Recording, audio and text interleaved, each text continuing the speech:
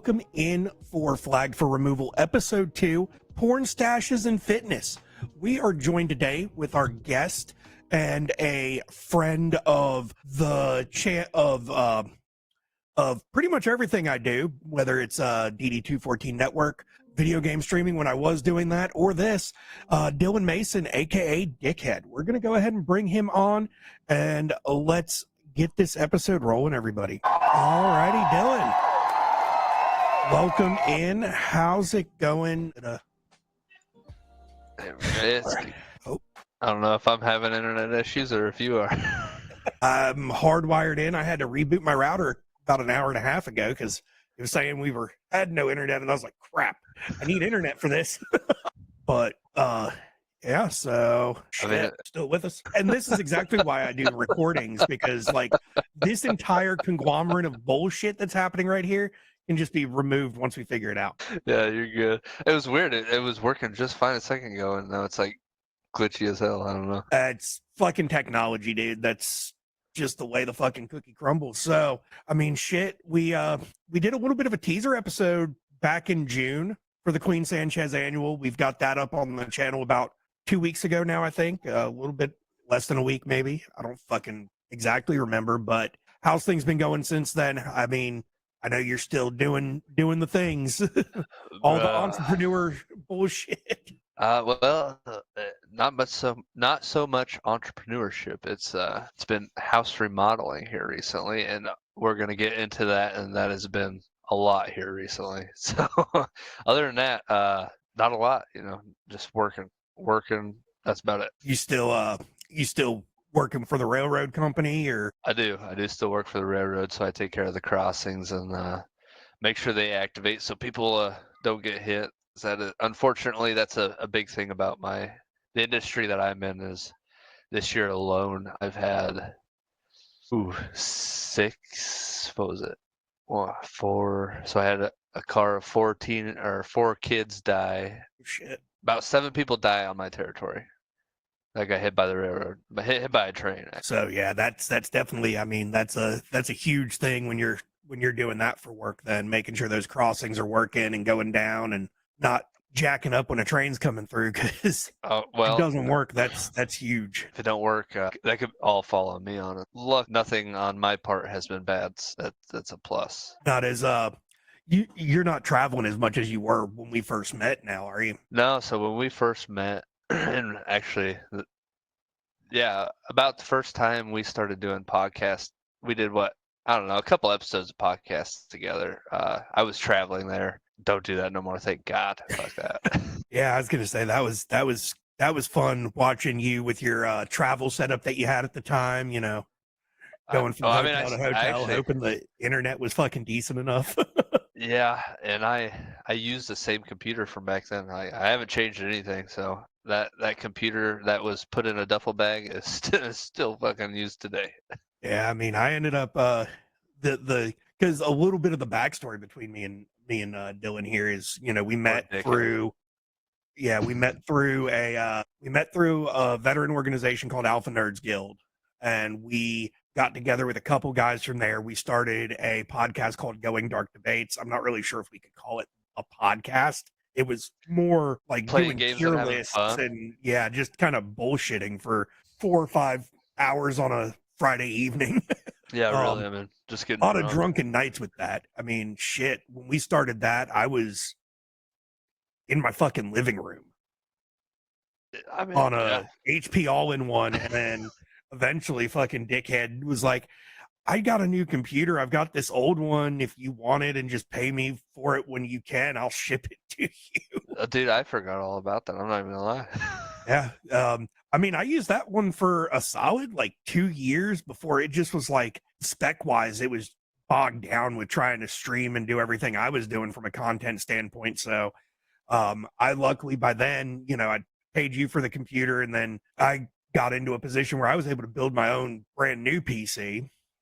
I barely even use my gaming PC, to be honest with you. It's sitting on a shelf around the corner with an HDMI cord running to it and an Ethernet cord. It's not even on my desk. Like, I use a Mac for pretty much everything else, video editing and all that stuff. So Yeah, When I I want to play use a game, I've got software on my Mac that allows me to remote into my gaming PC and just do everything whatever hands works, free. right? Yeah. So, I mean, hey, so More, you're, more space for beer. I mean, that's what the mini fridge behind me is for. Oh, is that what that is? I was wondering. Yeah, right here's the mini fridge. I've got my case of Celsius sitting there. I need to put in the fridge because I'm out of caffeine. So yeah, so that's, I mean, we started with that. Then we switched and kind of transitioned. Most of us up and just exodused away from freaking alpha nerds due to unforeseen circumstances. Um, Yeah. we kept, me and you, we kept playing video games, and Fortnite was our fucking big thing that we played all the fucking time Back together. then. Oh yeah, back then Jesus. it had just I've still got clips from my daughter playing with us on and shit. Like, that was a long time ago. Like that was like what, season 3 maybe? It had to have yeah, been. because fuck, that was, we were living in the 2 bedroom bath apartment. My daughter was, and that was 4 years ago almost. Yeah, I mean it was a while ago, that's for sure. But then from there you kind of dropped off, and we all kind of did our own thing. I started co-hosting with Jay and John over on DD214 Network. We've played video games a couple times. I think I started doing GTA RP with you for a little bit there. So and then from there you opened that the gaming lounge. I did, and what a fucking eye opener that was. Let me tell you that. So for anybody that's looking to open a business, I just want to throw this out in the air. Make sure you do your damn research and make sure you are doing your due diligence in what you're opening up. So I feel like I opened up the correct thing. I just didn't open it up at the correct time. And I didn't throwing me off that big old stogie you got there. I love it. But so I did do a lot of research, I thought, into opening a business, and I thought I did a lot of calculation into the amount of the loan that I needed to keep the business running with nobody coming in, whatnot. But I did not. If you think you did enough research, do more. That Yeah. is literally all I can say about that. I think the funny thing about me opening that business was a year after I closed it, they opened up a sports complex, a massive like softball, baseball, basketball, massive sports complex in the town. It just opened up a couple months ago. I mean, that's how it hasn't been very long since I've closed that business down, and I feel like that thing would have skyrocketed right now because It would have be been prime opportunity because all the kids coming in for exactly. events and stuff like that from out of town would have brought evening business into you. Exactly. So like our daughter, she is in travel softball, and we went to Branson, Missouri. I think it was about a month ago, and if something like that would have been near, I would be like, oh yeah, let's go play that. Like $30 or 30 minutes, we can play some PC games, high-end PCs. Kids can play, have fun. Virtual reality. So I had virtual reality, racing simulator. I had all that, and Mhm. I definitely think I just opened it at the wrong time. Yeah, because I mean, with that, we were getting, photos as you were getting shipments in of equipment for it and getting it all set up. And Oh yeah, so so all of our PCs, what do we have? We had 10 PCs. They were all running 4070s in them. We had 5 PlayStation, what is it? PlayStation 5s, 5 Xbox One S's or what, Xbox Ones. We had 2 virtual reality simulators. We had 1 racing simulator, and we were throwing like Super Smash Brother tournaments every night. Or not every night, I shouldn't say every night. It was about every Friday night, and those were kicking off. Like we were having 20 people come in for those tournaments. Like people yeah, love Super Smash Brothers. I mean, that's the thing. Like Smash Bros, that's one of my big games. Mario Kart, huge. Oh We yeah. actually, whenever we do cookouts and stuff, we always do like a Mario Kart tournament at the same time when I, throw down on the smoker and people come over. I've got, the setup in the living room, and we'll do round robin with Mario Kart or Smash Bros and shit. So That's the way to go. I mean, what is it? Mario Kart is just super fun with family. I mean, you can't go wrong because I'll tell you what, I'm not cutting loose. I will cut loose, I should say. I'm not gonna let my kids win just because They're not Oh very yeah. good. You know what I mean? You're gonna have to get better if you want to beat me. Yeah, I mean, I've done a lot of research with Mario Kart here lately because I just was like, okay, what's the best driver kart combo? What's the best this? Like, how can I optimize speed? Yeah, um, it's a blast actually, and I need to start bringing that back. So once we get into this house talk, that is the plan. I will save that for the house talk. We will go on there. But back to the business. We're getting off a little bit. Back to that business. I won't ever open up another business just because I kind of screwed myself on that one. But it was definitely an experience, that's for sure. And my wife, she was there supporting me the whole time. I mean, so I wake up every day, 4:15 every morning, go to the gym. I'm usually at the gym, takes me 30 minutes, so 5 o'clock, 5:15. And then I would work from 7 to 3:30, come home, shower, and I would leave at 4, get to the gaming store, open the gaming store at 4:30, and that thing would be open till 11:30 at night. That was my day. Actually, I take that back. I was in a stint there. Now that I remember, I was in a stint. I quit working out because I was gone from 7 to 11:30 at night. mhm. So I worked out a solid year, little under a year, opened this gaming store, and then I mean I was just gone so much. I was missing so much. Couldn't pay nobody to run the store, so I just had to be there the whole time, which kind of sucked. But I got a lot of um, playing time myself down it. Waiting on people to come in, just sit Yep. down at a computer and start playing, or Oh, bro. As I uh, was waiting for people, I would be playing fucking God damn it. What did we play together? Dickhead. RP. I was yeah, RPing all the time. I had a lot of money in that game. yeah.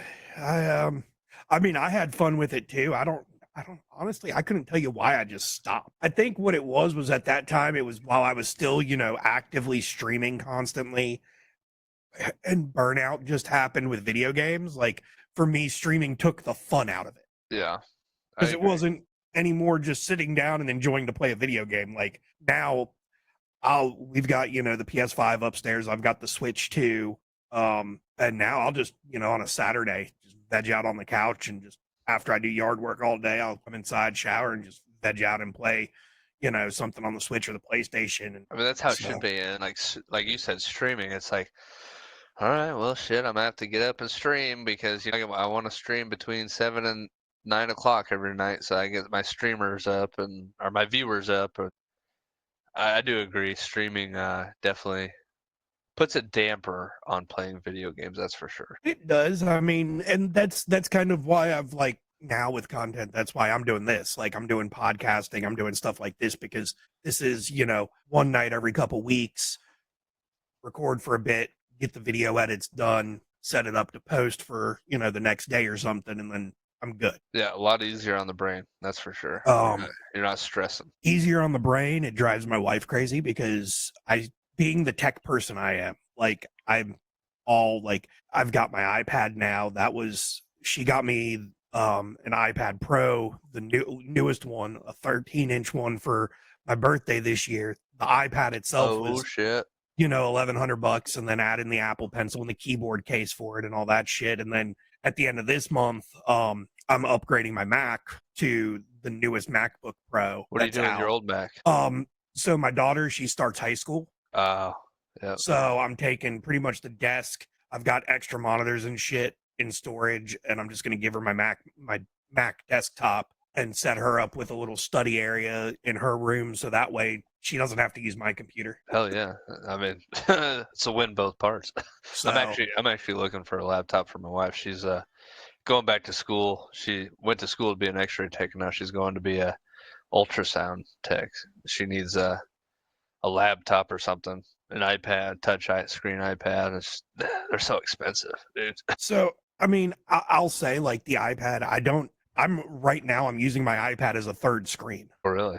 Like it's just sitting on my desk in front of me because the nice thing with the Apple ecosystem is there's this functionality within the computers called Sidecar, where if you've got an iPad, you can use Sidecar and use your iPad as an external display. Did not know that. That's So like nice my to know. audio software and everything is down on my iPad screen, as a third display versus taking up actual like needed screen real estate. Yeah, that's actually pretty badass.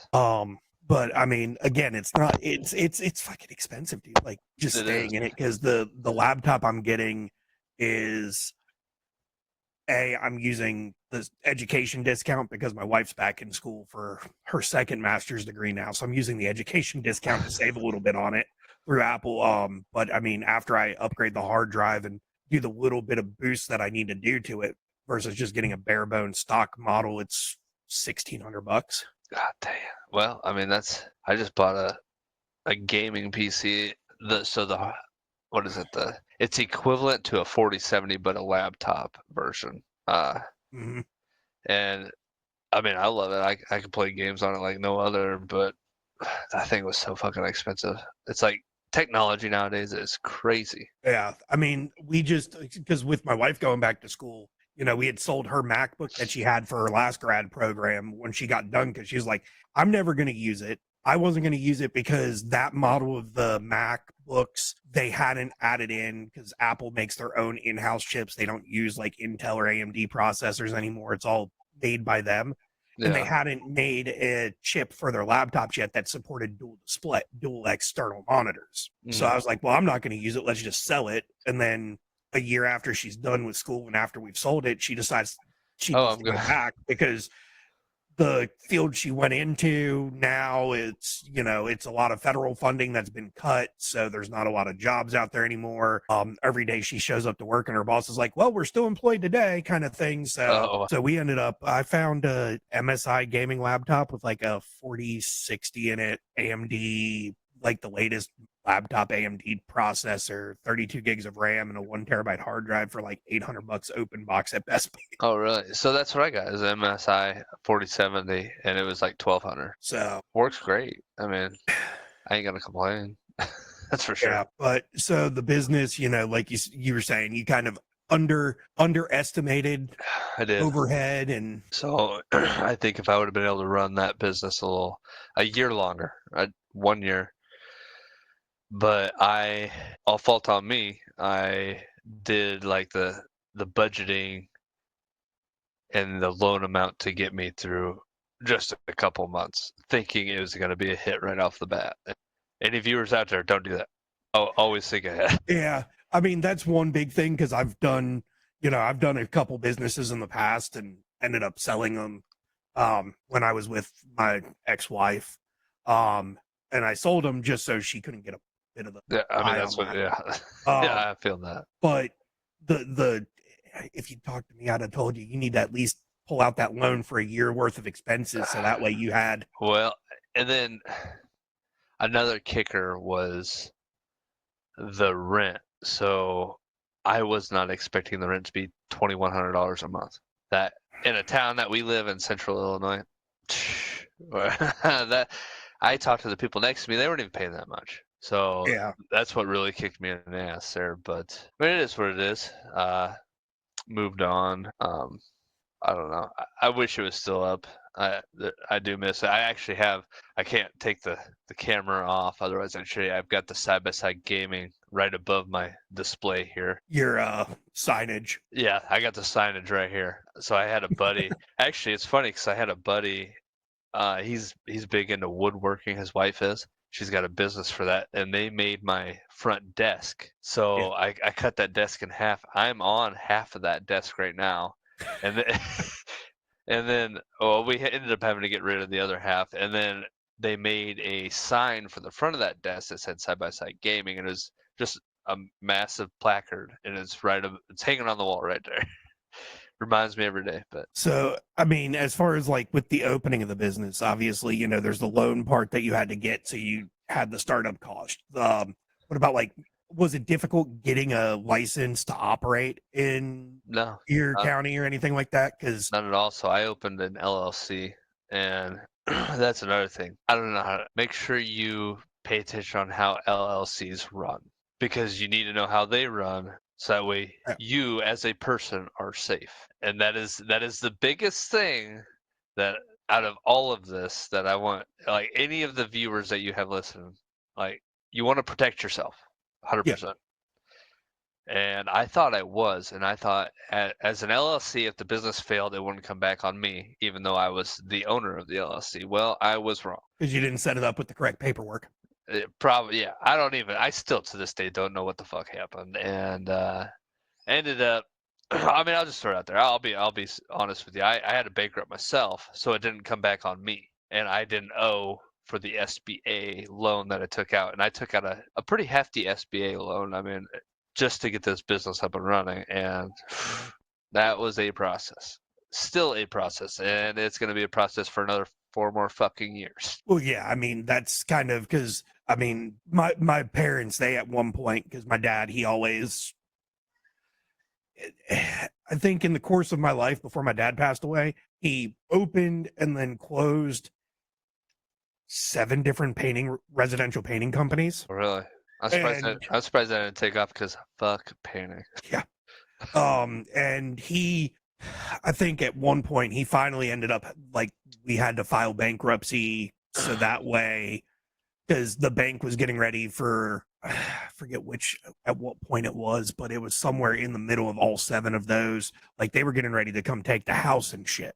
Because my dad, like you're saying, didn't do enough research to make sure he was setting up the business to where it wouldn't fall back on him if it failed. Yep. And that's definitely, I will say to anybody starting a business, that is the big thing. Make sure even consult with attorneys. Like, talk to small business lawyers, consult with, someone on that end. Don't just go file the paperwork and start up a fucking company. And even if you think you have talked to enough people, talk to more fucking people, because I went through SBA, which is Small Business Administration loan. And they help small businesses get the loan. Well, they send you through a course. I flew through that course. Talked to their fucking SBA lawyers, all their fucking high up people, and they were like, yeah, but I didn't ask the correct questions, and I just flew through the course, got it. Dude, it was simple. I got that money quick and easy, but didn't have the information. Definitely get the information. Yeah, I mean, so a little bit of background on me. Like, I actually have Tech Guy Media. So, where Tech Guy Gaming, Flag for Removal, all of the conglomerates I have falls under the Tech Guy Media LLC. With that LLC, the only credit I have is a Best Buy credit card. But because I dealt with my parents dealing with what they've dealt with, and I've had friends that are dealing with similar situations like you, I knew the right ways to set it up to where if I ever default on that credit card, it won't touch Joseph Squilini as a person. You as a person, period. Yeah. That's the biggest fucking thing. So, like, for anybody that's listening, there's multiple bankruptcies. There's not just one. There's not Chapter 7 is the one that everyone thinks of, and that's where it gets rid of all of your debt. You don't have to. I always think of Chapter 11s. So yeah, Chapter 11. Which one's it? That's where you That's pay the it. businesses, I believe. Is it? A lot of the times, that's what businesses do. Is they'll file Chapter 11 and then kind of just reboot. Okay, so I did Chapter 13, which is I'm paying it all back, but under their circumstances. So like I'm paying it back, but I'm not. If that makes sense, it comes out of my check. I mean, I'm gonna pay it back, but I had to hire an attorney to come up with a solution on how we were gonna pay it back, how much we are gonna pay back a month. And Chapter 13's lasts like anywhere from 4 to 5 years. But the difference, this is a big difference. Chapter 7s and 11s, you cannot get a loan for 7 years. Yep. Chapter 13, you can get a mortgage in 2, and after your 5 years is up, you can get any loan. So then that kind of goes into, I guess, the home renos. Yeah, the fucking foreclosure. That's exactly why we're here. Oh fuck! I don't even want to Now, is the plan with so obviously we've talked the business. Let's touch on the home reno with the house that you're renovating now. Is the plan renovate and then move in, you and the family? Yes. Or Yep. So I live in a small. Well, I don't live in there yet, but it's going to be a small town. My work, so I do 20 rail miles, which isn't very far. It's maybe from one end to the other end. If you're driving on the interstate, it is 30 minutes. Super small. So this town, super super small, and we are gonna move into this sumbitch. Like once this thing's done, 100% moving in, and you cannot find as big of a home for the price that I got it. So this is Yeah. a 2,300 square foot house, 2 stories with a third, 2 air conditioners, 2 furnaces, like the whole shebang, and it's got a lot too. So it's pretty big. Yeah. So I mean, you've kind of started. I know you've been posting on TikTok here. I'm Um, trying to post. Hey, trying. it's gaining traction. Like versus everything I've ever posted before, this is gaining a lot of fucking traction. I don't know why. It's the whole. I've noticed with it's part of it might also be because of like the step back from like the internet and everything that you've done over the past couple of years because of work and side by side gaming and everything, where you've not really been posting on anything, and then also the content. I mean, I my feed is a lot of DIY shit, home remodels. Like it's weird. Like I just randomly see that stuff Hey, even before you I'll take started it. posting. I was like, where the fuck is this coming from? 'Cause I don't watch that type of content. Like, if I scroll TikTok, I want to see stupid shit. Oh, yeah, that's how I am. Actually, that's why I deleted TikTok. So funny about this is Instagram and TikTok has been deleted off my phone for about 4 or 5 months now, and I just re-downloaded it when I bought this fucking house. Because you're like, well, fuck, if I can turn this into some kind of content, might as well. Or Well, no. Actually, I didn't even re-download the son bitch because of that. Because my wife sends me do-it-yourself things on fucking TikTok, and I can't watch it without having fucking TikTok. so that's kind of like that's the opposite with me and my wife is I'm constantly sending her TikToks and shit. So like she for the longest time would just open it through the web browser on her phone, and Yeah. then between me and the sister-in-law just constantly fucking just pounding her with TikToks all day. Because she's my wife got rid of Facebook Oh, altogether. really? Like delete well, so she is so sensitive when it comes to animal content, and her entire like reels feed on Facebook was like dogs being euthanized and shit like that. And I Oh, would get phone calls in the middle of the day while I'm working, her in tears because she just watched some puppy get put down because it was severely ill or something. oh. And finally, I just got tired of it and I said, hand me your phone. And I took the fucking app off her phone. I mean, I don't blame you. And you know what? She's not missed Facebook at all. I honestly, I probably, if I wasn't doing this type of stuff, I would probably delete that shit off my phone too. So Facebook, for me, I kept Facebook just to stay in touch with people. Deleting Instagram and TikTok was probably the best thing I've ever done. I was doom scrolling like a motherfucker. Like I was fucking scrolling all day, every day. And I wasn't on my phone. I mean, I was, but I wasn't on my phone as much. Yeah. I could go to work and I wouldn't give a fuck. So, but then it got to the point to where she was sending me these DIYs for remodeling the house, and when you don't have TikTok, you can only open like 3 or 4 of them, and then it makes you download the damn app or wait like a month and then open 3 or 4 of them and watch them and then download the app. So I was like, all right, fine, fuck it. I'm just downloading the app back. And then I was like, you know what? If I'm gonna download it, I'm gonna start posting goddamn videos. Yeah. So I mean, you're definitely putting some money into this house, right? Like, what all needs to be done? And was it because you said something about foreclosure earlier? So I'm assuming you got it through a foreclosure auction or some shit like that. Yep. So it's funny how it worked out. So the lady posted this house for sale, and I went and walked through this house. Worst day of my life. We'll get back to that here in a minute. And I was going to work with her personally as well, not her personally. I was going to work with a realtor that works with her and buy the house through her. But come to find out, 2 weeks later, she kept dragging me on. And then I got a message from my realtor. Yeah, this house is going foreclosure next, or like 2 days. Like, what? I'm trying to Shit. buy the fucking house. What do you mean it's going to foreclosure? Like, you know what I mean? It's like, how the fuck is Yeah. this happening? Well, obviously I didn't offer enough. And went to foreclosure. The day it Actually, before they even had the fucking foreclosure meeting, I called the bank and I was like, hey, can I talk to your foreclosure guy? Got a house I want to buy, whatever. And talked to him about an hour before the foreclosure. And this is what gets me. And he was like, well, I had someone else already call me about this house and put an offer in. You're second. Like, Motherfucker, what?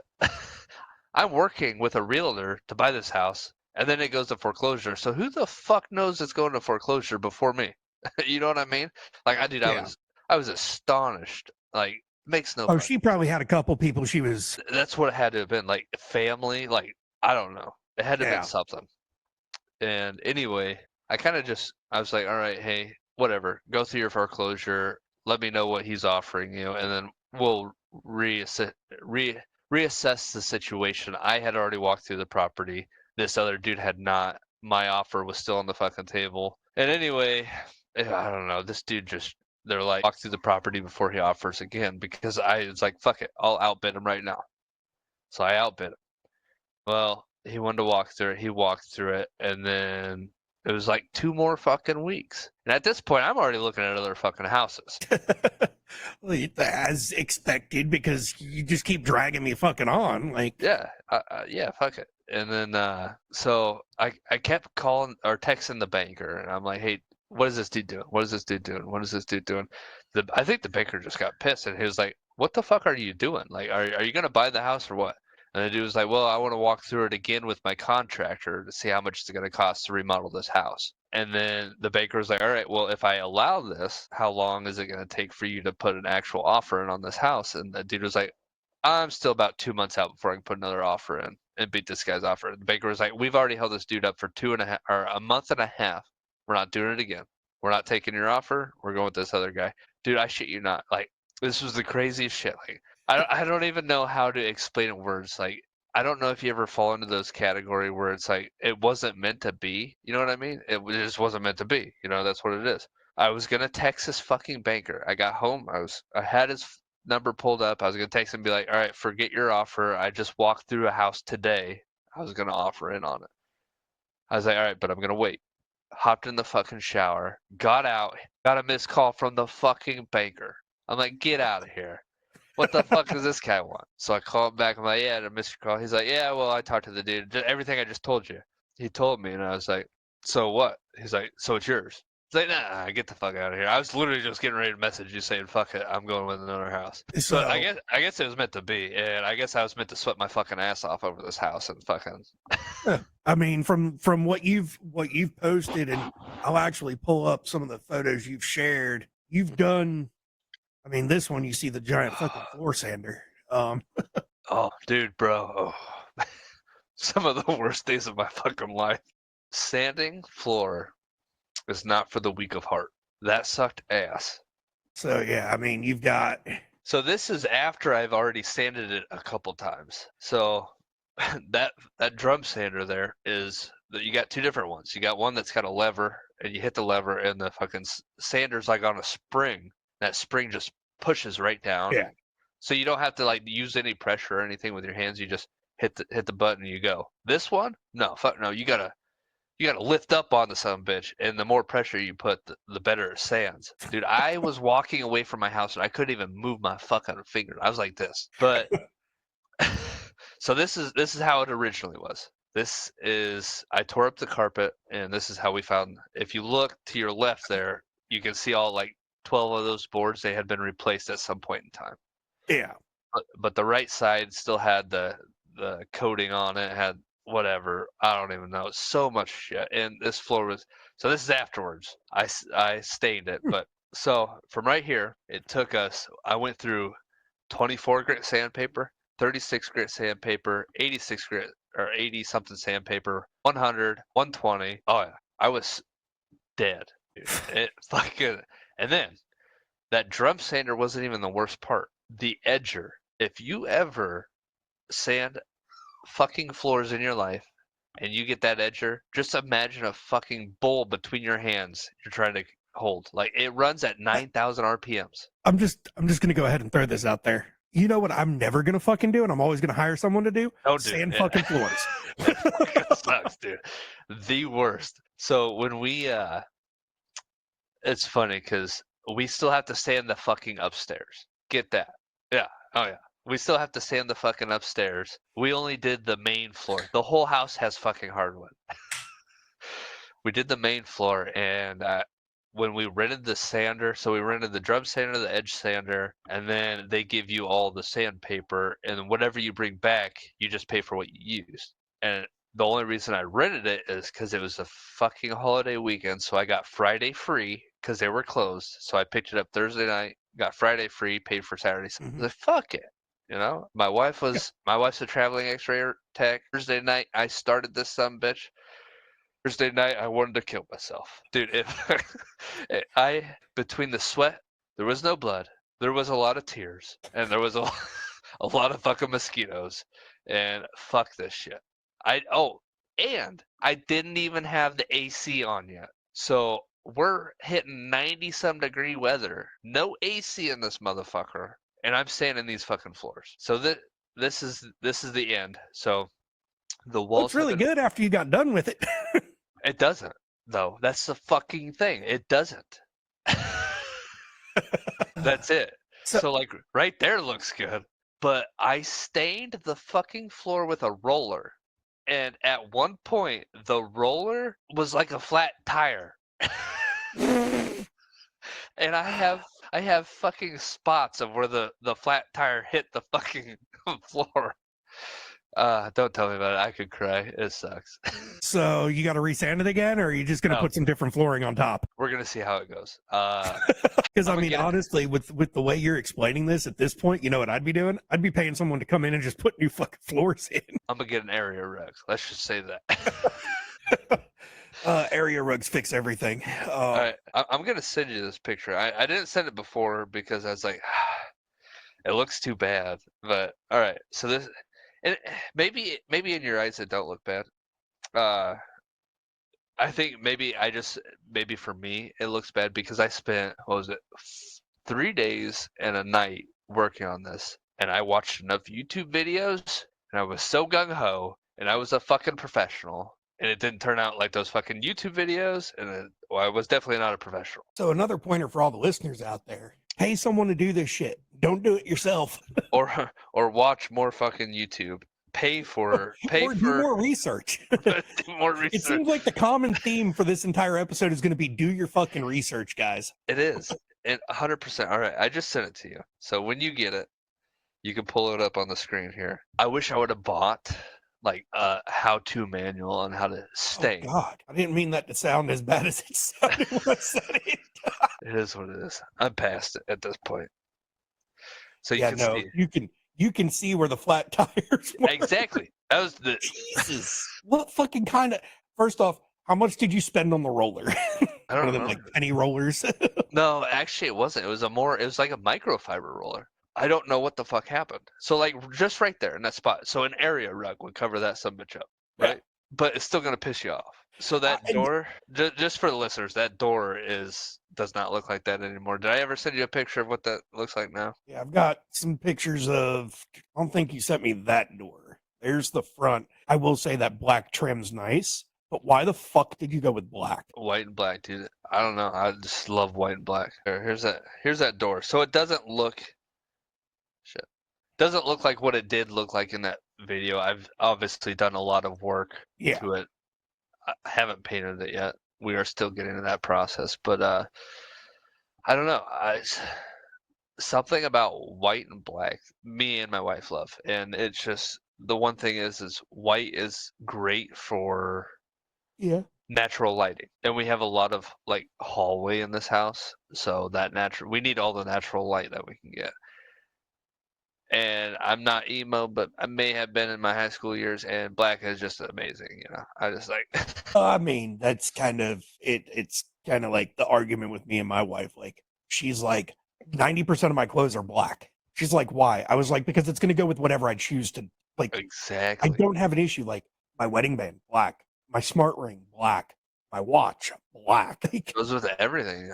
it's just going to go with whatever I decide to fucking put on that day. Like, I could put on a bright pink fucking polo, and black's going to go with it.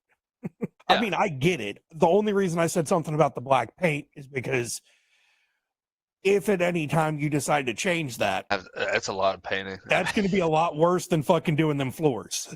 Take it from someone that grew up with a painter for a father. So that's funny you said that because I got a quote from a painter, because we started painting this last weekend. That's how, like, that's where that picture came from, was last weekend. So we're not very far from what you just seen. And he came to the house and he quoted me over $6,000 to paint the house. I mean that. No. I 100% from like his standpoint, 100%. Like, I Because agree. you Like, said the house is what 20, like about 2,400 square feet, right?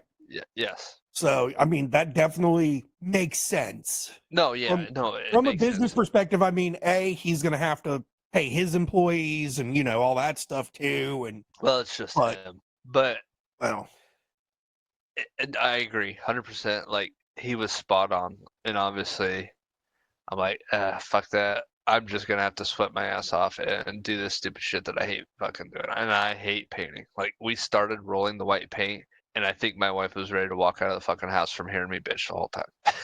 Within 10 minutes, as oh, I'm that's painting, great. fuck this. Fuck, it was bad. Dude, this house. We kind of started talking about this house. Let's bring it back to the beginning, because the listeners didn't. You So mentioned about you mentioned the initial walkthrough. That was a pain in the ass or a horrible yes. day. So So we will start there. So this was a foreclosure house, and before it was a foreclosure house, I was working with the realtor, like I said before. Anyway, the lady that owned this house, and actually, this is where I feel a little bad, is I seen the pictures on the wall, and I'm pretty fucking sure her husband was an infantryman, and I think he died, passed away. Don't know, not 100% sure.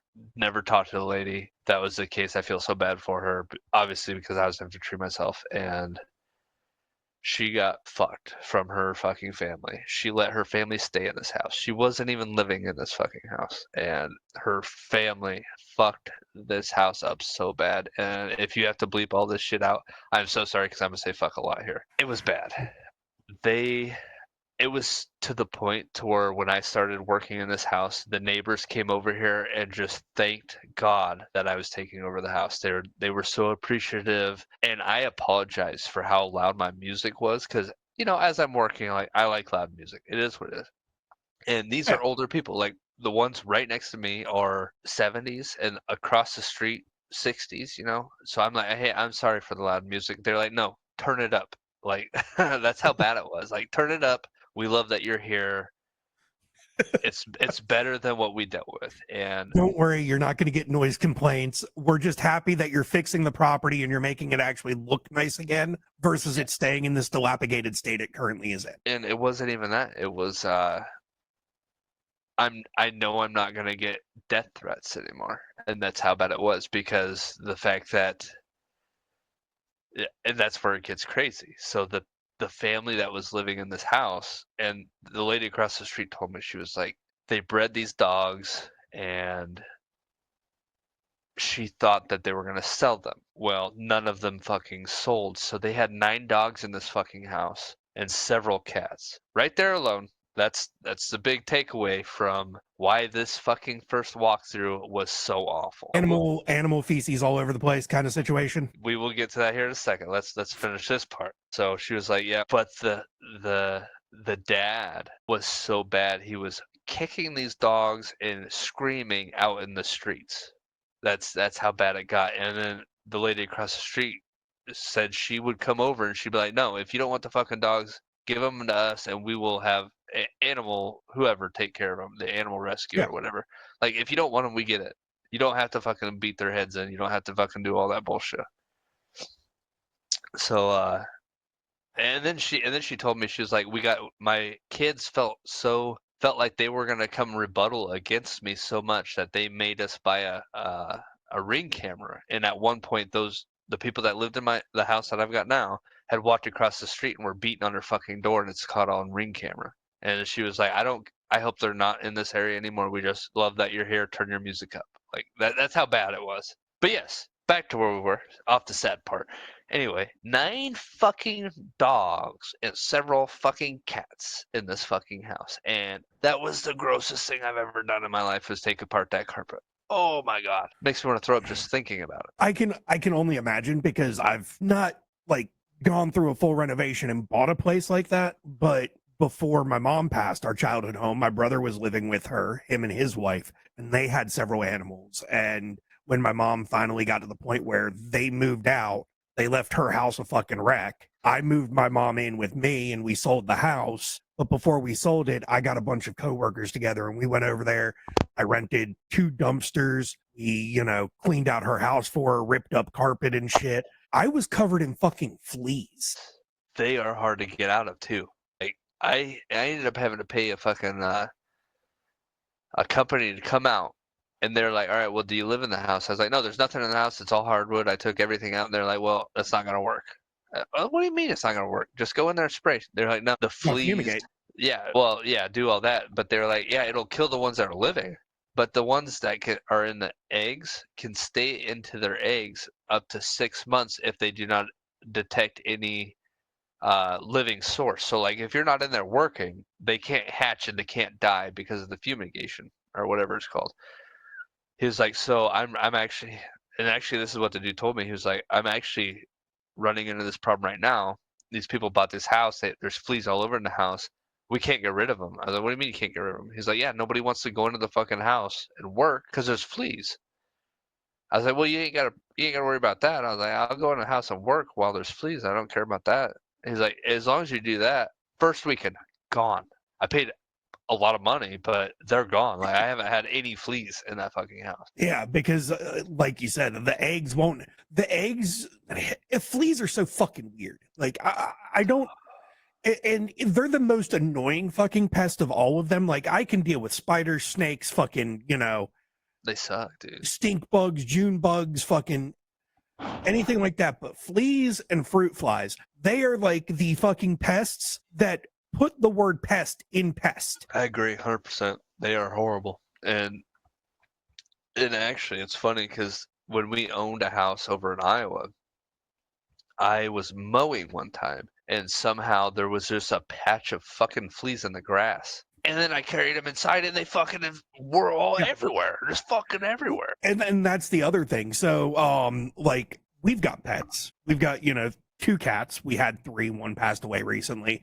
But now that I have a yard and I have to go do yard work and stuff, we have to make sure to stay up on like their flea prevention and stuff Yep. because the eggs will attach to your shoes and stuff like in your clothing when you're walking through the grass, and they'll come inside, hatch, and then next thing you know, you've got an infestation on your animal. Dude, and it just sucks. Fuck that shit. Yeah. It's horrible. And actually, so we were working in that fucking house for several weeks before we even noticed there was fucking fleas in there.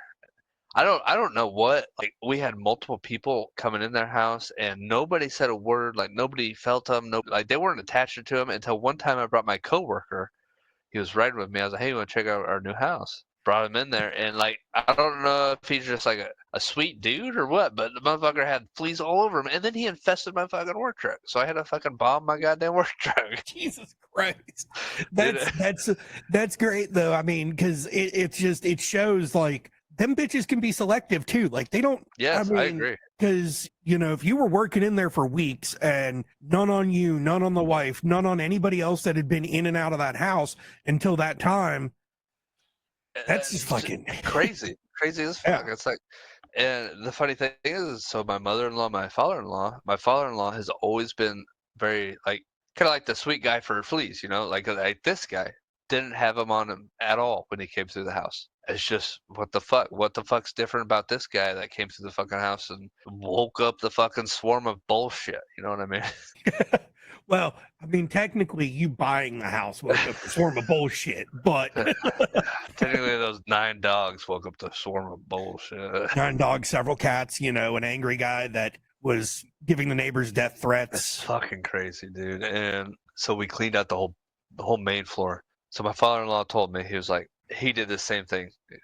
He renovated his previous house, and actually this is his house that we're in right now.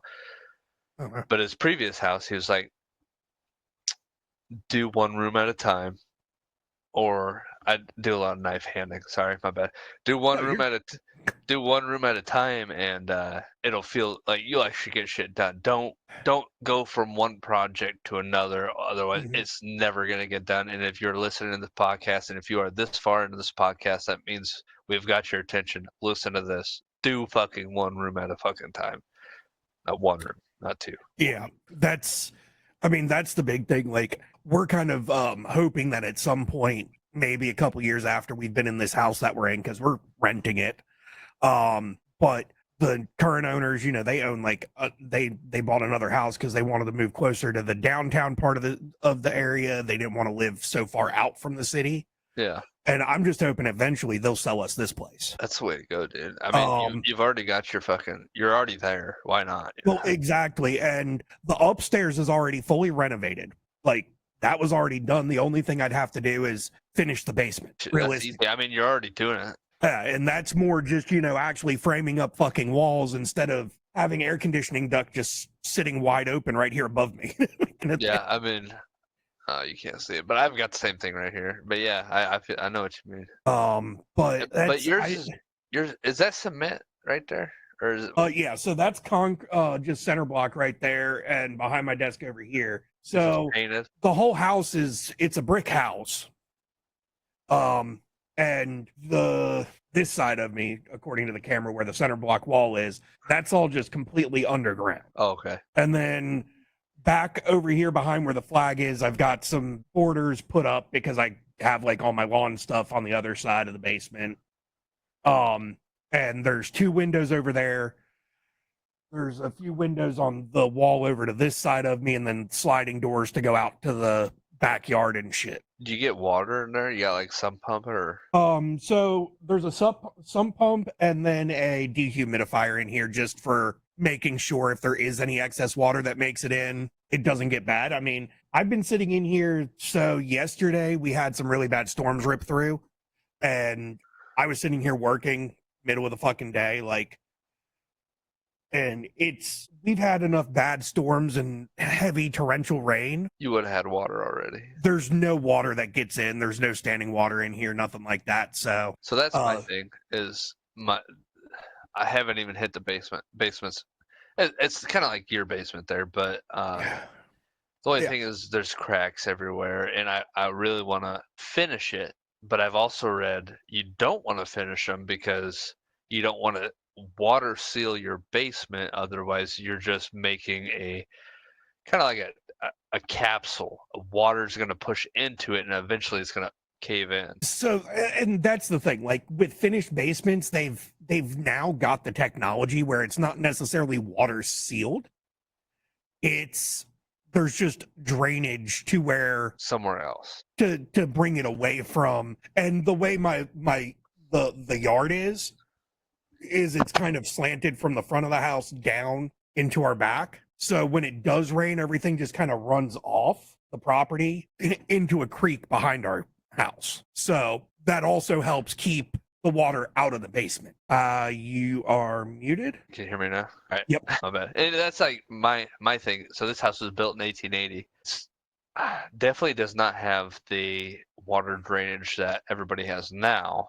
Obviously, obviously, I got to do more research than what I want to do for this fucking. But I would like to eventually water, like, build down there in the basement, use it as something other than a fucking cold storage. And that's kind of like my whole thing is part of me is like, okay, finish the basement. The other part of me is like, okay, maybe not finish the basement, but at least if we buy the place, put a bathroom down here.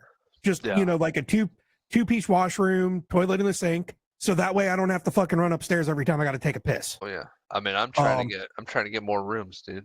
More rooms is better. Houses sell if there's more rooms. Well, I mean, granted, I could just walk in my backyard and take a piss if I really wanted to, but yeah, hey, that's good because I wouldn't be able to do that at my house. Because I mean, the thing is, like, our house, the livable space, because when they do square footage of a house, they go off of livable space, unlivable, and unfinished basement's not considered livable space. So the upstairs of our house is 1,500, like 1,600 square feet, If I finish this basement, that'll add another 1,600 square feet of space. Exactly, and that's why I want to do my house, because right now I'm sitting at 2,300 square feet.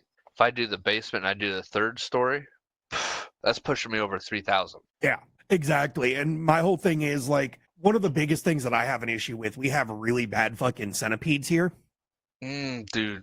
And the amount of times I'll be sitting here working, and I'll hear something scuttling up the wall behind me over here, and I'll turn and there's We're just dead. this I'm giant dead. ass I fucking don't even want to talk about this. Fuck this. the giant ass fucking hell spawn just going up the fucking wall, and I'm like, Nasty, dude. Them fucking things are so gross. so that's another part of why I want to fucking completely finish out the basement, because if I do that, I now have anywhere that they have a chance to get in has been fucking sealed off. Dude, I don't even know where they come from, and they're in this fucking basement all the time.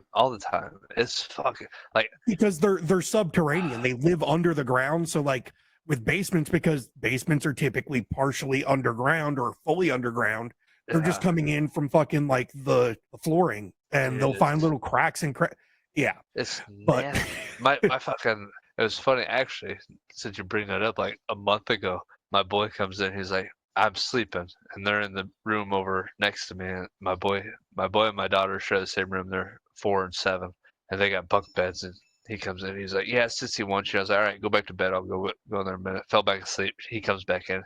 Yeah, she sees a centipede, motherfucking long ass centipede, about that long across the fucking ceiling. I'm like, "What do you want me to do?" So I go up there and I try to fucking kill it. It falls down in between the fucking the bed or the bed bug. It falls down between the bunk beds. I she just didn't said, sleep "Yeah." at all that night, did she? No, I told her I killed it. Yeah, that bitch was crawling around on the floor. Oh, 100%. It's still somewhere down here. I haven't killed it, so those fucking I've things are so nasty. I went and bought a little BB air pistol. So now when I'm sitting down here and I hear one scutter behind me, I just turn around and just Shoot that some bitch. shoot that bitch right off the fucking wall. Dude, people don't know them. They're not in all the houses, and I never seen one of them some bitches until I was here. And that's almost worse than a spider. Like I don't mind spiders. Spiders Yeah, aren't it's bad. worse than a spider by, like 20 something fucking legs. Yeah, Legs, and it's armored. you're grossing me out just sitting in this fucking chair. Yeah, no, that's just it. But see that when we first moved in, because the house had been vacant for a couple months from the previous tenants till we moved in, stink bugs were really fucking bad. Really? I've never had that issue. That just fucking everywhere. Oh, kind of like Like, box elder bugs, dude. They get but everywhere too. yeah, like I would just be walking around fucking and just using the little like mouth rinse fucking plastic cups and Yeah. a small little paper plate and just fucking grabbing them and scooping them in that to fucking take them outside constantly. I probably released 45 of them within the first 2 days of us living in this house. What state you live in again? North Carolina. Yeah, we don't have stink bugs. Like, I mean, we do, but just not like, I rarely see stink bugs. Yeah, it was fucking weird. Really. Like over in Iowa, it's box elder bugs. They're everywhere. Yeah, it's stink bugs. We have a really bad wasp problem. Mm. I walk around with a can of Raid every time I step out the house.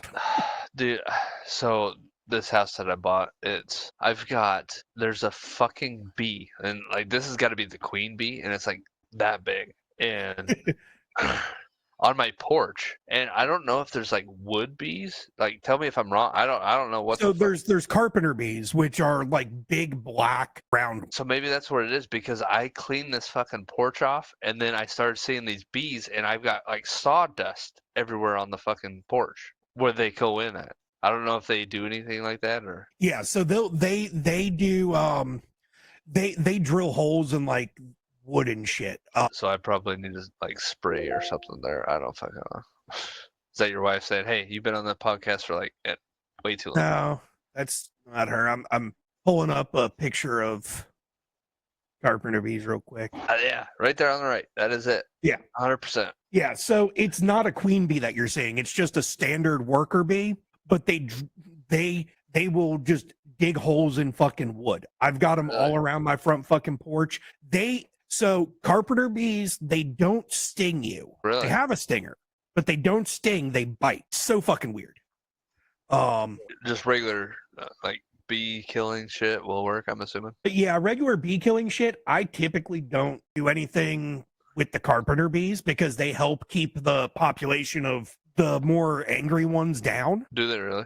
The only thing is like that's a lot of sawdust. Like that's expensive. Like at this point, they're Yeah, fucking. because this is here, I'll show you a picture because this is probably what you're seeing is these types of holes all over the place. Well, so the funny thing is I have siding over the porch. And all that sawdust is dropping down the siding. Because that's like That's definitely yeah. that's what they're 100%. doing right there is they're just drilling holes in the wood Yeah. and then they're building their nest through that. I just don't want to clean the porch every time. You know what I mean? It's like that's a lot of sawdust. Like today's day and age, wood's expensive as fuck.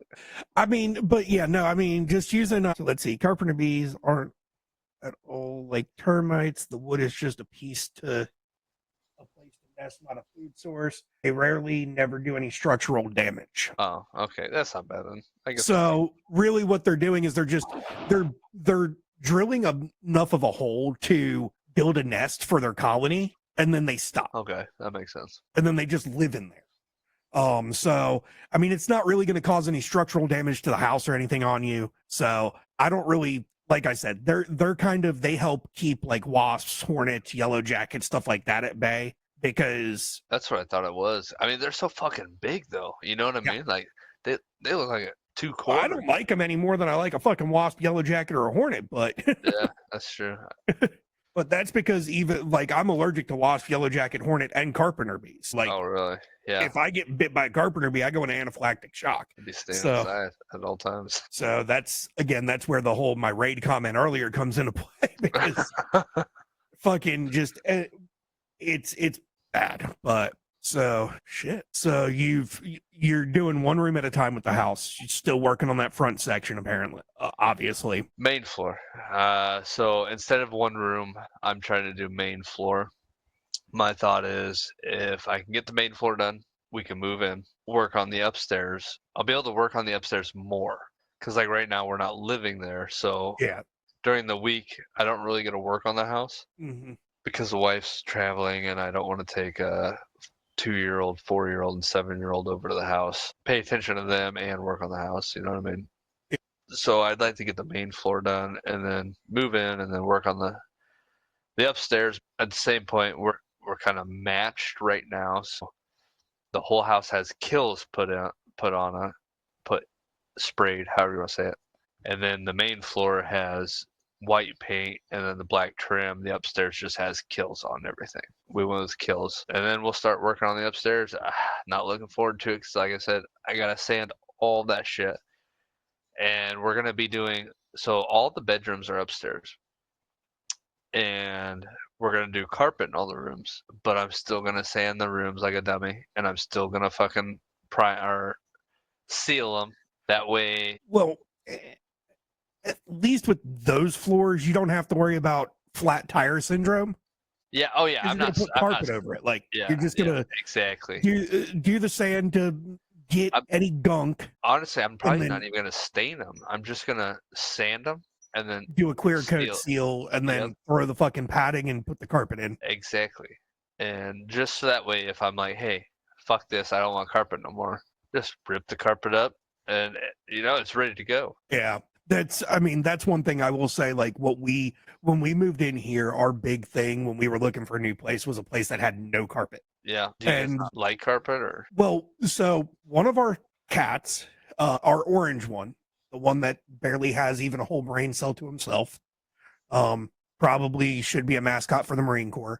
He likes to eat carpet. Really? So in our townhouse, before we moved out of the townhouse we were in, the first floor was all, linoleum, hardwood. Upstairs was all carpet. Where the doors were for the bedroom in my office, he had burrowed and dug to the freaking like baseboards, like What the the fuck? subflooring, and tore up all the fucking carpet.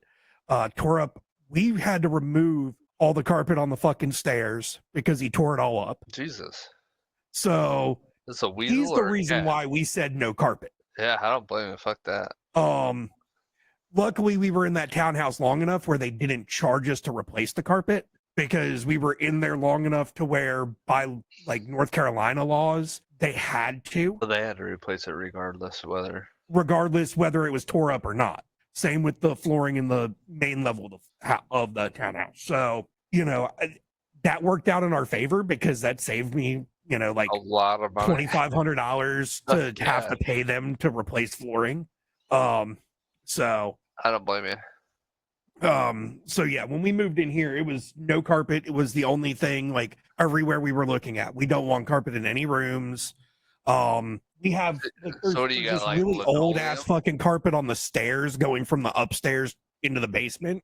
That's the only carpet in the whole fucking house. The kitchen is a like a laminated vinyl fucking tile flooring type. Like it looks like wood, but it's not wood. It's a Like vinyl plank. P, I think is what they Yeah. call And then the rest of the house is real like hardwood, kind it. of Oh like yeah. what you've got in your house, but looks like a professional did it.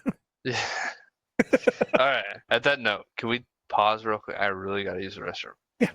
All right. So I forgot to get a drink. Hold on. Hope you're good. All right. I took an opportunity and ran to the bathroom and to grab my whiskey glasses. Well, hell yeah. Whiskey. Oh, dude.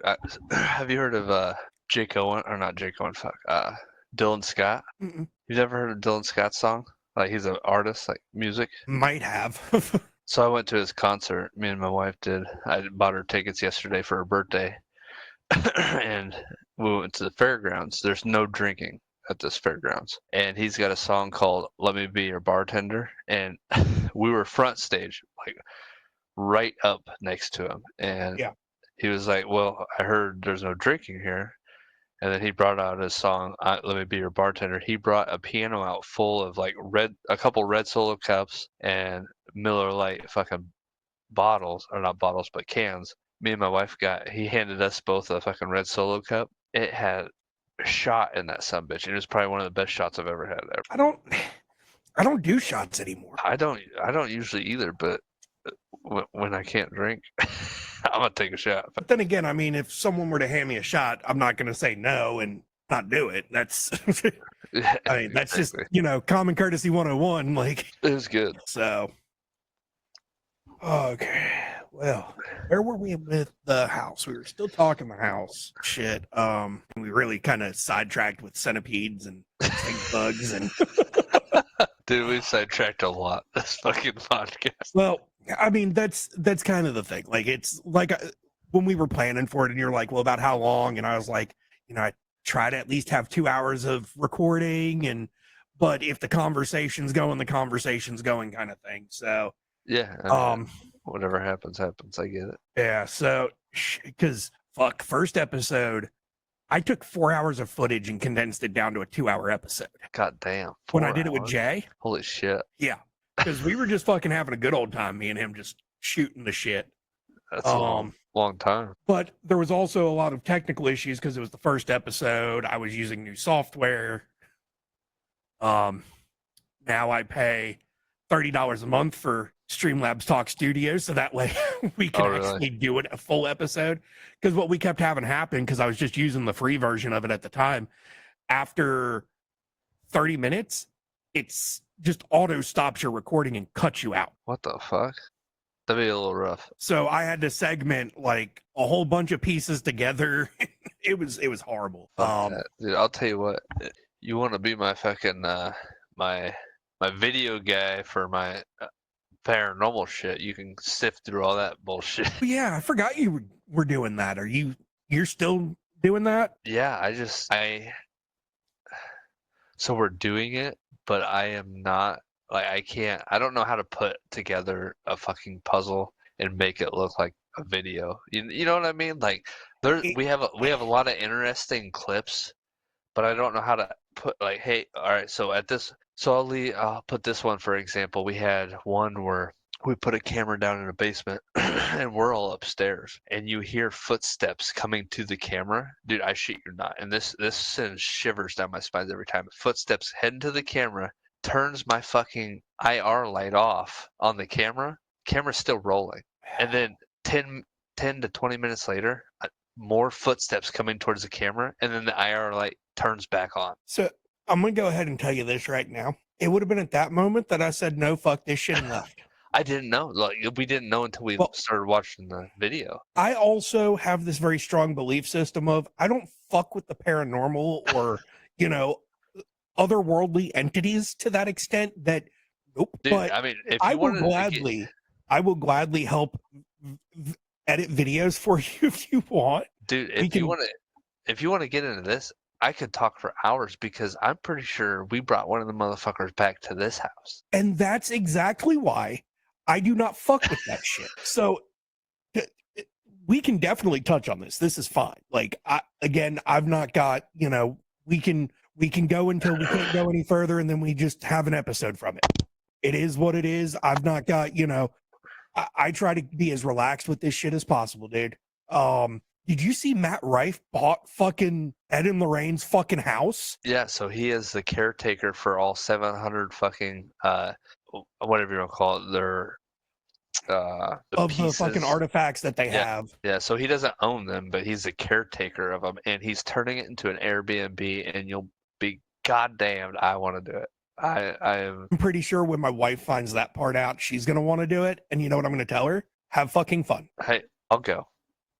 We can make it a fucking. We can make it a DD214 thing. Okay, yeah, I mean, I just want to get Jay drunk and watch him try to fight a ghost. Dude, after he found out I was doing that, like he was like so intrigued about that. That was hilarious. Yeah. Well, I think the one thing that we are wanting to try to plan, and you kind of inspired it, is DD214 does a cruise, Oh, dude, and it's me and John just chasing after Jay drunk on a fucking cruise ship. dude, it cruises. So we're in a month. We're going on one, but another one. I will not go on another fucking vacation again. A normal vacation. Cruises are where it's at. My wife's been trying to convince me to do one. I have this real bad fear of just being surrounded by nothing but water. Like I'm a agree. strong fucking swimmer. Don't get me wrong. I hate water. I fucking hate it. Like if you ask my wife, I will. Even our fucking lake that's outside of this house, I fucking hate going out into it. But Yeah. that was probably the most beautiful thing I've ever seen. Is waking up, looking at my sliding glass door and seeing just waves. Amazing. Yeah. I mean, but the paranormal stuff. So I know you released one episode that I remember. I don't even know where we're at. I think A while ago.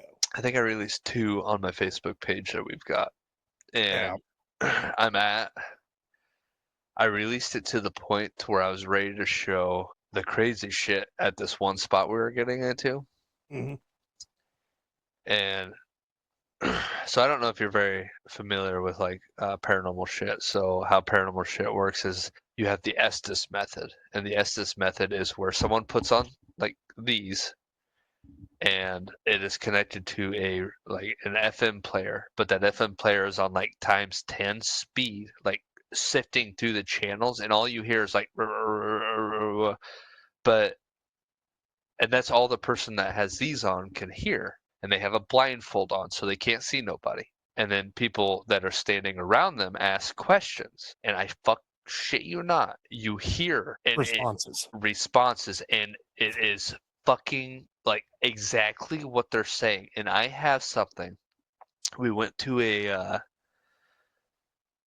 old psych ward, and before it was a psych ward, it was a like where people went that didn't have any money and they worked on the land, and a lot of people died out there. And we had 2 people doing the Estes method, and there was a group of us asking questions, and one of the questions was I don't remember what the question was, but they said stairs, coming up the stairs, and then I think our 12-year-old was video cameraing, and she pans over. We're in this like little room, and there's a hallway that goes to the stairs. She pans over to the stairs, and it looks like there's a fucking guy walking up the fucking stairs. Fucking shit, you're not. Silhouette and everything. So I will live vicariously through you. And sure, I will help edit videos for you if you want me to. Like that's not a big deal. I can piece together shit. Crazy. And I actually, that you bring this up, I had a lady message me on that Facebook group and say, "Hey, I think we've got something at our house. Can you come? Can you can you come over here and see if there's anything there? Like, I had to message the lady, be like, dude, we're just doing this for fun. Like, I'm not going over there. Fuck that. Like, this isn't a job. This is just, I decided to start fucking with dead people. Yeah, like it's crazy. I've had a lot of like, I don't even get it. I haven't even been on that Facebook page for like months, and every day 10 people viewed the Facebook page. You got 5 more followers, 5 more followers. Like, what the fuck? The thing is, like, that paranormal research and stuff, it's still huge. I mean, there was a lot of shows back probably when we were both growing up of, ghost hunters and fucking, doing all that paranormal shit. I watched too much Supernatural to fuck with fucking that type of shit. Dude. I'm gonna have to get a Google Drive and send you over this shit, and you're gonna be like, "What in the fuck are you serious?" Yeah. Especially the footprints, dude. The footsteps are so, and the fact that nobody's down there, and you just hear click. Yeah, no, I'm good. I will continue to walk around my house and burn sage every so often and listen to the kid and wife scream that their eyes are irritated and be like, sure it is, you demons. Dude, and then the entity that I think's here that is a child that we brought back with us. My boy was sleeping in his crib, and we have a camera pointed at his crib, and my mother-in-law and my father-in-law were upstairs, and I was home, and I was walking up the stairs, and they said, "What the fuck? Did you do that?" And I said, "Did I do what?" As I get upstairs, they're like, "Well, we both just heard a kid scream downstairs." And I looked at the camera, and my boy's dead ass asleep, and they were looking at the camera as it happened. And I woke up multiple times. There's one time I woke up in my bed, and I could have swore I seen, like, from here up, a kid peeking over my fucking railing. And then another time, I woke up and I felt a poke on my back. I was like, "What the fuck was that?" And I looked over and I thought it was one of my boy, and I thought he was fucking with me. And he dropped on the ground. And I was like, "Quit fucking with me!" And I pulled my phone out and I looked over, nothing there. Yeah, and see, here's that point where, for the sake of all things unholy, you can't shoot at what's not there, though. That's the crazy thing. It might not be there, but I don't know that when I fucking get touched in the middle of the night, and I sure as hell can put some rounds in the fucking wall. Well, the thing is, you never know when your fucking kids are coming in to do something, and it's like, oh no, my kid's smart enough. I've got a 14-year-old. That's true. She knows dad well enough not to come fucking touch me while I'm sleeping. Dude, I'll send you this crazy shit, and you're gonna shit your pants. I'm not even gonna lie. But she also is smart enough not to come touch dad while he's sleeping, because the one time she did, I jumped out the bed and put her in a chokehold because I was having a bad dream. It happens. So, that's also the only time well, that's a story for another day. But yeah, no, my kid's old enough to where she doesn't just come in my room in the middle of the night. So unannounced. Yeah, I get that. If she does, she bangs loudly on the door and then announces herself before she comes in. "I'm coming in, Dad." That's a whole nother story. I totally forgot about that. But I mean, outside of that, you've got, you've put on quite a good bit of muscle mass. You went from full beard to just the Scotty K fitness style mustache. My favorite. Mine likes to hang down though. I don't know why. Well, he uses product to fucking keep that shit up, right? They've actually it's called mustache wax. Dude, I used it. Fuck that. The first day I got my beard cut off, dude was like, "How do you want your mustache?" And I was like, I don't fucking know. I've had a beard for fucking 12 years. You tell me. He took this shit, and I shit you not, dude, I had like straight curls in this motherfucker. Like, it was curled and it was hard. And he was like, "You'll like it." And he sold me the little pouch of fucking whatever. Haven't used it since, by the way. And this is gonna sound super gay, but you do not want something hard on your fucking face. That's not what my wife said last night. Well, if you're a male, you do not want something hard on your face, because that is super weird. Yeah, no, that's. But I mean, your fitness journey. I mean, you've you've lost what? So I started about Pull up. 215, 220. I noticed I was getting bigger when I was having super difficult right at my sternum. Like I was having pain at my sternum right there. So like you can see right where my chest is, right where my sternum is. Like if you go up to the up top, yeah. So right there, right where it curves out right there, dude. I was having so much pain right there, and I don't know. It sucked. I also want to point out the evolution in cell phones between picture A and picture B.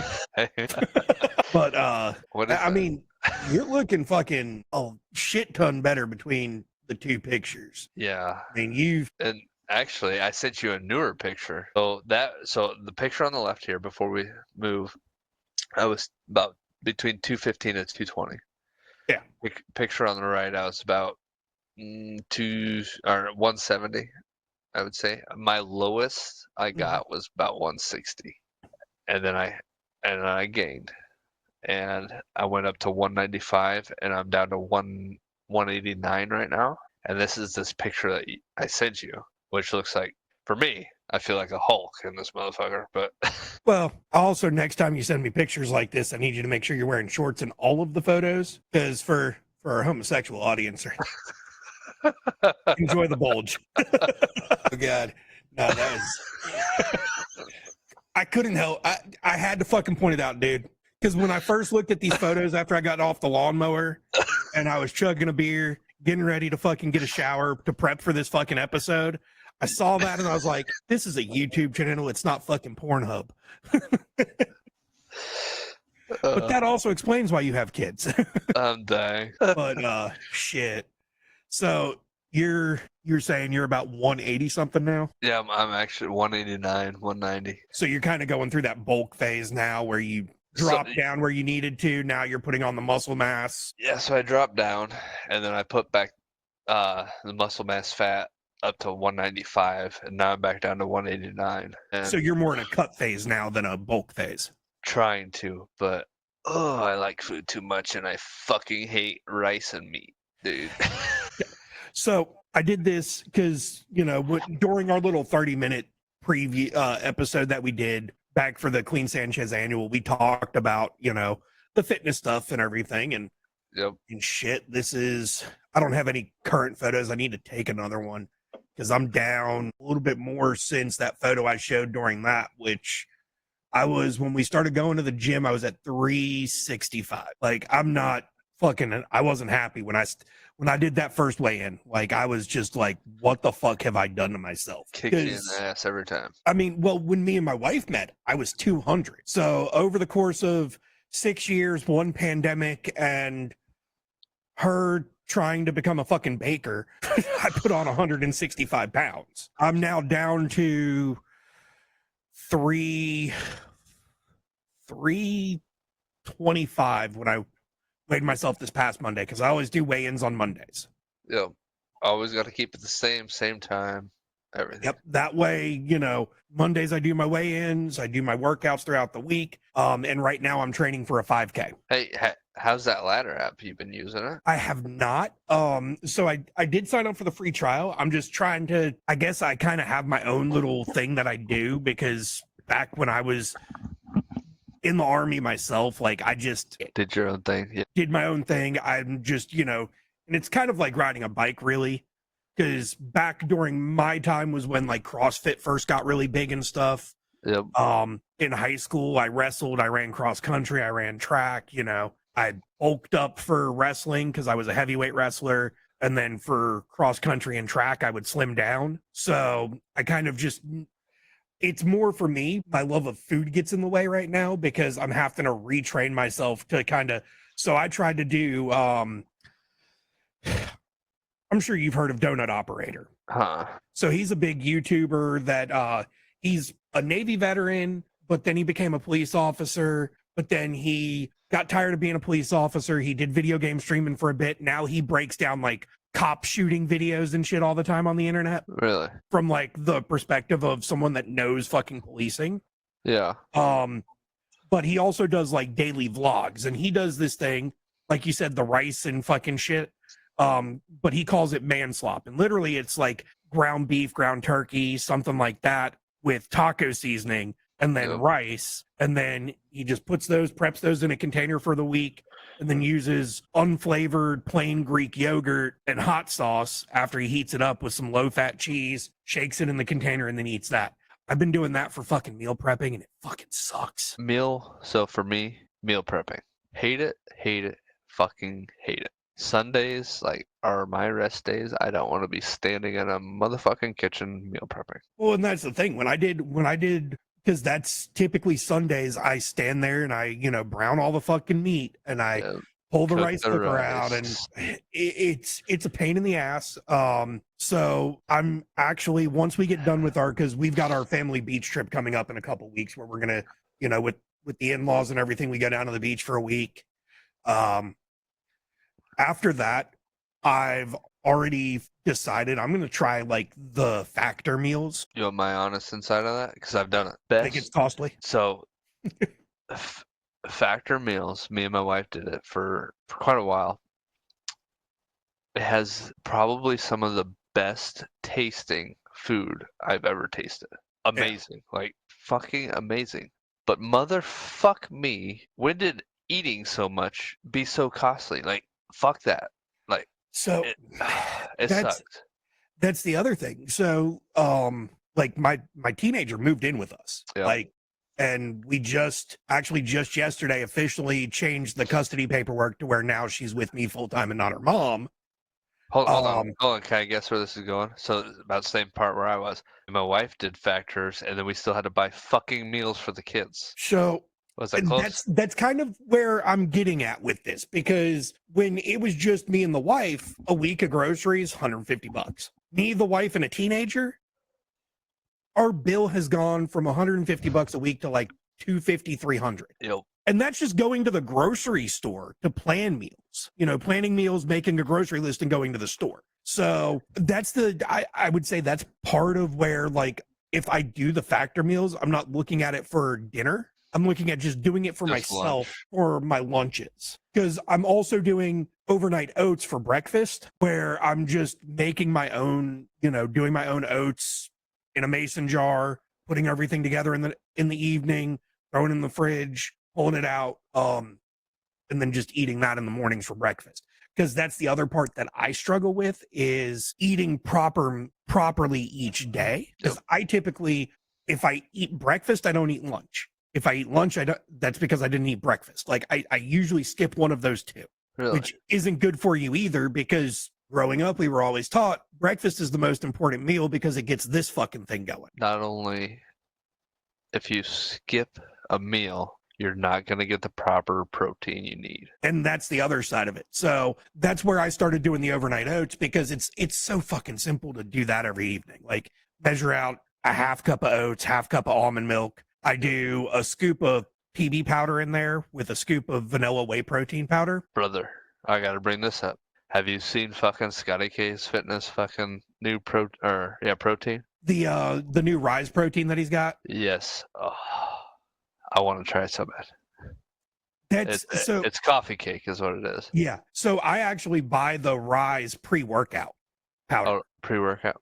I do.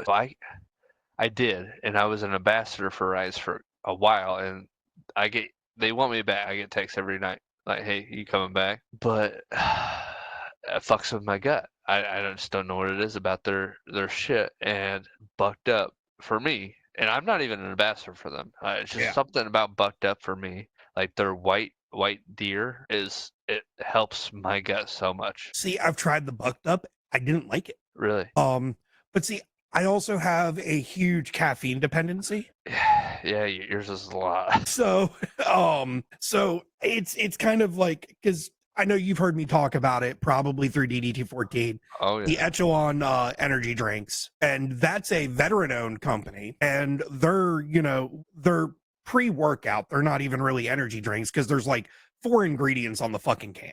There's no inactive shit in those whatsoever. If you can deal with spice, they're great. The issue I had is the last order I ordered, I had to send back because when they showed up in shipping, several of the cans busted open. Ooh, fuck. Yeah. But Yeah, those are kind of like I'll drink like I what's your do. caffeine intake a day? So I do 2 scoops of the Rise fruit punch Kool-Aid fucking in a Pre-workout? blender bottle pre-workout in the morning.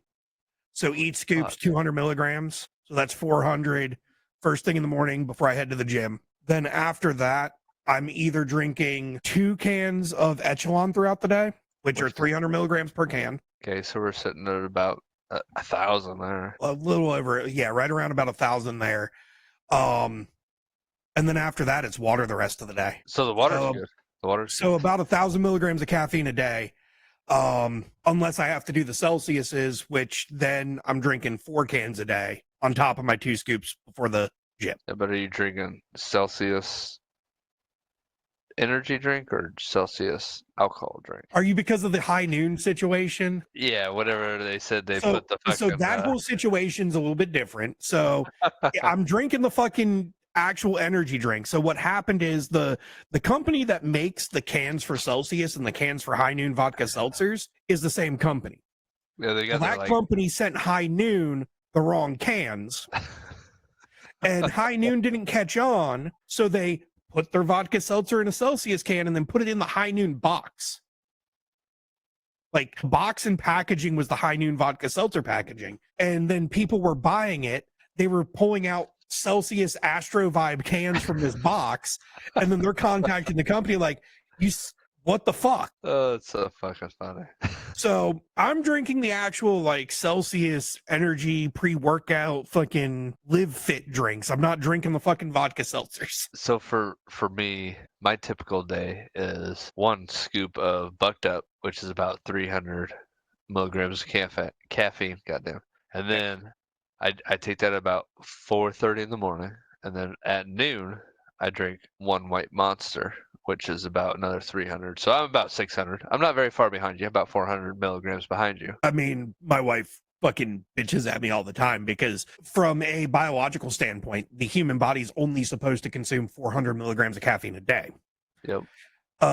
However, those of us that served in the United States military are complete freaks of fucking nature, and we have caffeine dependencies to the extent of I could literally go behind me, grab one of these uncold fucking Celsius cans, chug it back, and go right to fucking bed. Oh, 100%. I go to bed easy. Because again, those of us, United States military active and veterans are just freaks of nature because the military makes us so dependent on fucking caffeine.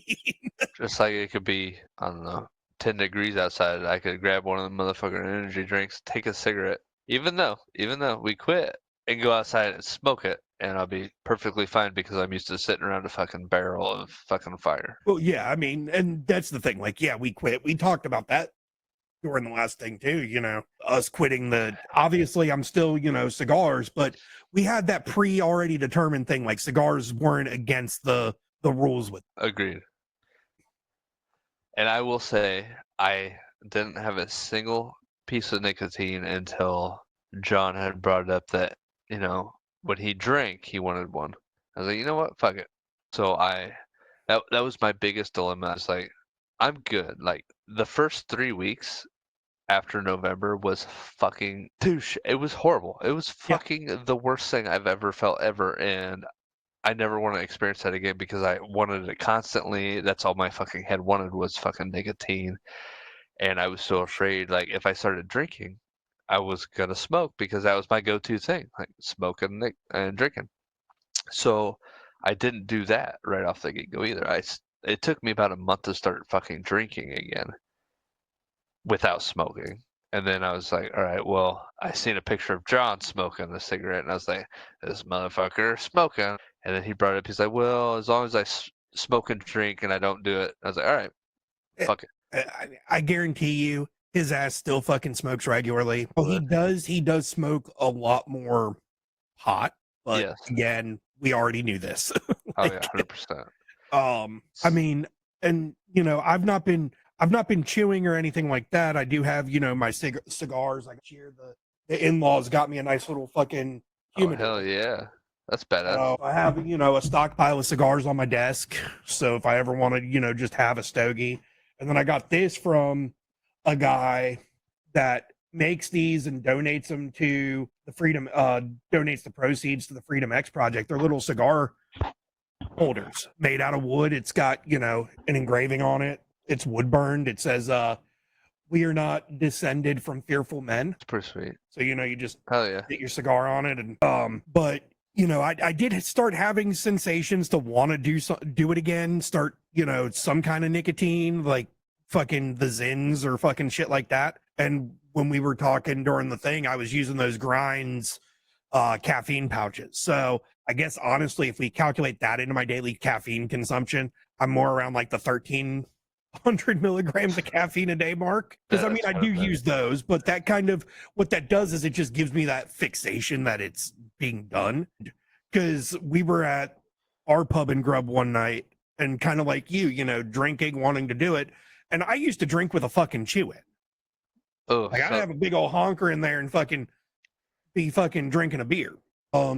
And the wife smacked me in the back of the head because I asked one of the guys, one of my buddies that goes to the place also. I was like, "Hey, can I get a pinch off of you?"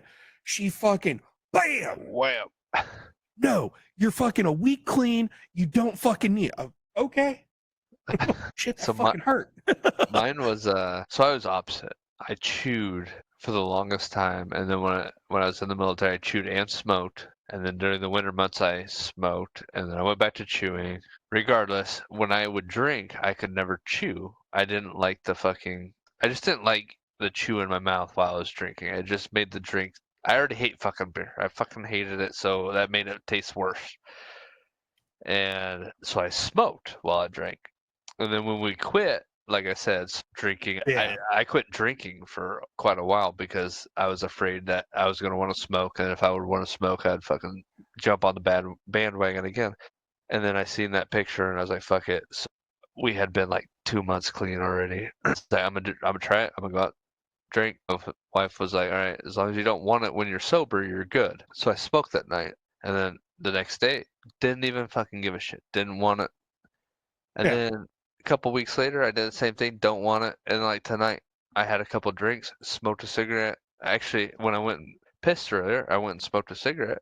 But I don't have the fucking urge when I'm sober. When I'm not drinking, I don't have the fucking urge, and that's all I need. And that's the thing. Like, yeah, the thing was we were going to quit whatever the bad habit was, and we all accomplished that for the period.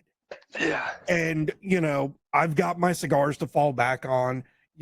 Okay, if you go out to the fucking bar and you have a couple drinks and you want to bum a cigarette off of somebody, or you buy a pack and the only time you touch them is when you've had a couple drinks, Yep. you're not.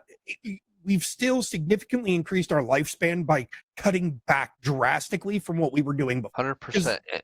I mean, the I know biggest thing, from watching DD214, I always had fucking a honker in my fucking. oh yeah. Oh, before that, Alpha Guild's nerds. Yeah. 100%. The biggest thing is Bettering three of ourselves. us. Three of us. We turned it into a competition, and we changed. 100%. Honestly, I still say John owes us a fucking haircut, but Who? John. Oh, John. Oh, well, the funny thing is so for the listeners here that's listening to this was we all had facial hair, right? And it was gonna be had to shave your beard if you smoked. It was me and you had to shave our beard because John doesn't have a full beard because he grows child hair. It was he had to cut his hair. Okay, yeah. Well, I shaved that motherfucker.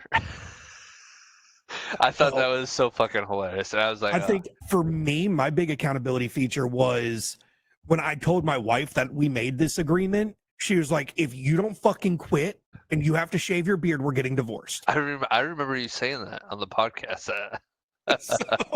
So I was really determined not to, have to go through a fourth divorce. I agree, though. I think John owes us a fucking haircut. And all it is just take like a fucking inch off. Like you don't have to cut it super fucking short. Like I don't care. Yeah. But I think out of all three of us that partook in the challenge, he was the one that was lacking the most because what was it? The agreement was the beginning of November, like November 1st, we all had to be completely off of whatever tobacco product. Yeah, but I just want to say real quick, fuck you, because you started like 3 fucking weeks early. So you made me start 2 weeks early, and then I was like, yeah, all right, well, I'm a week done. Oh yeah, well, I'm 3 weeks done. Well, that's what I was getting at, was the fact that, like, by the time we got to November 1st, I'd already been fucking tobacco free for fucking 3 fucking weeks, or nicotine free for 3 weeks. And everybody else is over here. Cause again, like, that challenge started because I had already started trying to quit because I have to have a lot of fucking dental work done. I'm not going to waste all that fucking money on fixing my teeth if I'm still chewing. It's counterintuitive. Yep, I agree. I think a week and a half is what I was before that, because you were like, oh yeah, I'm already a week. And then as the process went on, I was like, dude, this first week sucked. Or no, I think I was at the second week. And I was like, dude, the second week is the worst. And you're like, dude, I'm already 3 weeks in. You'll be fine. You got this.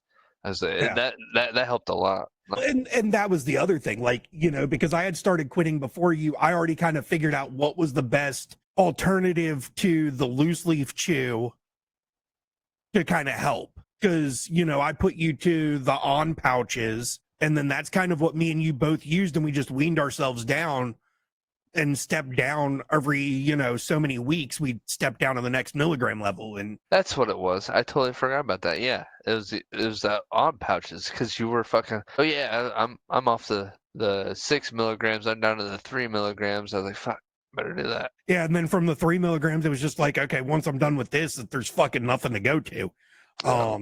Those were rough weeks. I'm not gonna lie. Well, yeah, the first couple weeks, especially because, you know, going from shit, I was chewing 2.5 cans of fucking Grizzly long cut straight a day to, you know, these tiny ass little fucking nicotine pouches Dude, with 12 milligrams of nicotine in them. And, you know, just it was definitely rough. I definitely say, you know, and that's the good thing about community and having, you know, friends and shit that, you know, you can just do shit like that with, because we all 100%. challenged each other to it, and we helped each other, you know, we pushed each other through it. Yep. Now we gotta hold each other accountable. And John, you owe us a fucking haircut. He's gonna watch this when it fucking goes live tomorrow. He's like, these motherfuckers.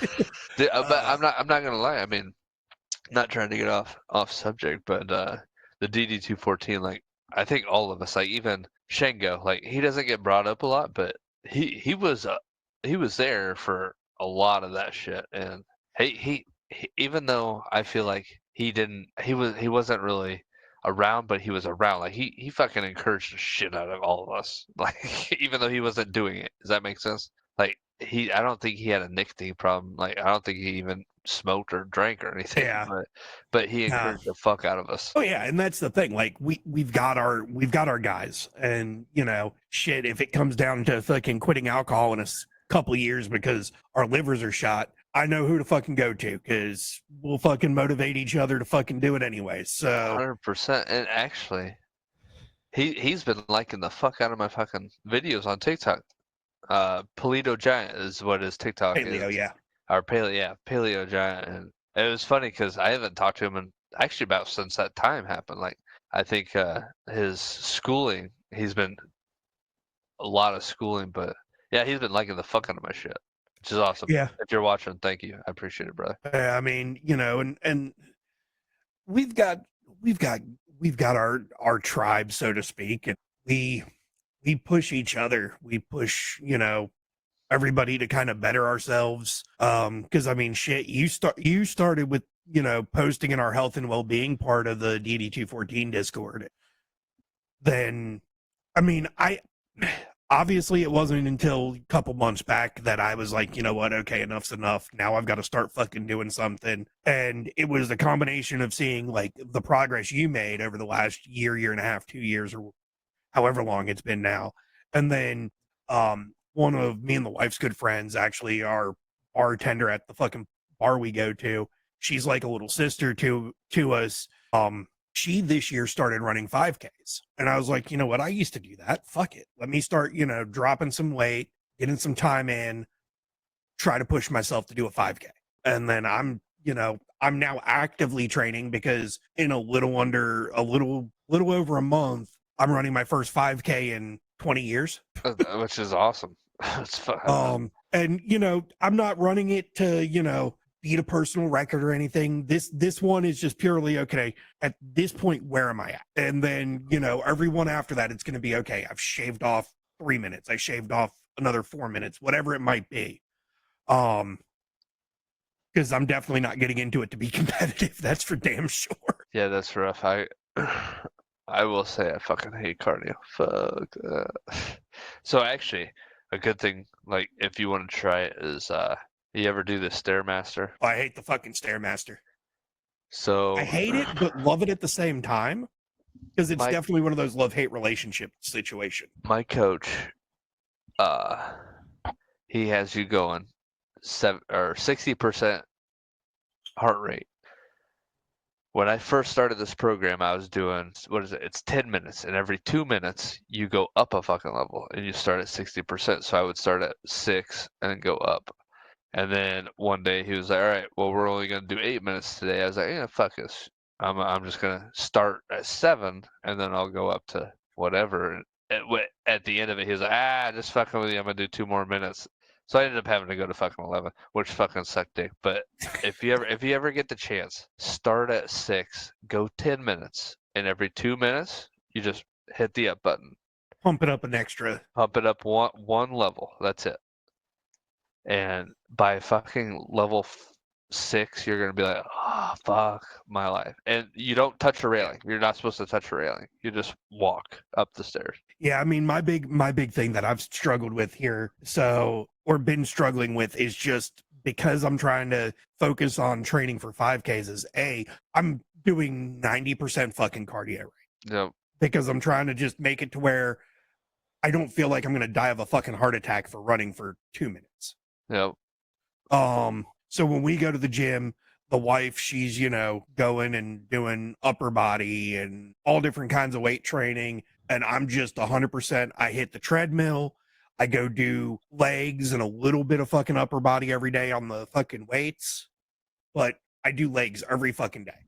And I will tell you, it fucking sucks. My calves have stayed sore for the last fucking 4 weeks. I actually had to take a week off, to be surprising. I But just last week, the house actually is what yeah. fucking started this. Is I've always had lower back pain, Mm-hmm. and I never deadlifted because I've always been so scared. Fucking up your back. Dude, you get on the wrong side of YouTube and you see so many people fuck up shit when they're weightlifting. So I'm like, all right, well, fuck. Well, what was it? About a year ago, I said, fuck it. I'm a deadlift.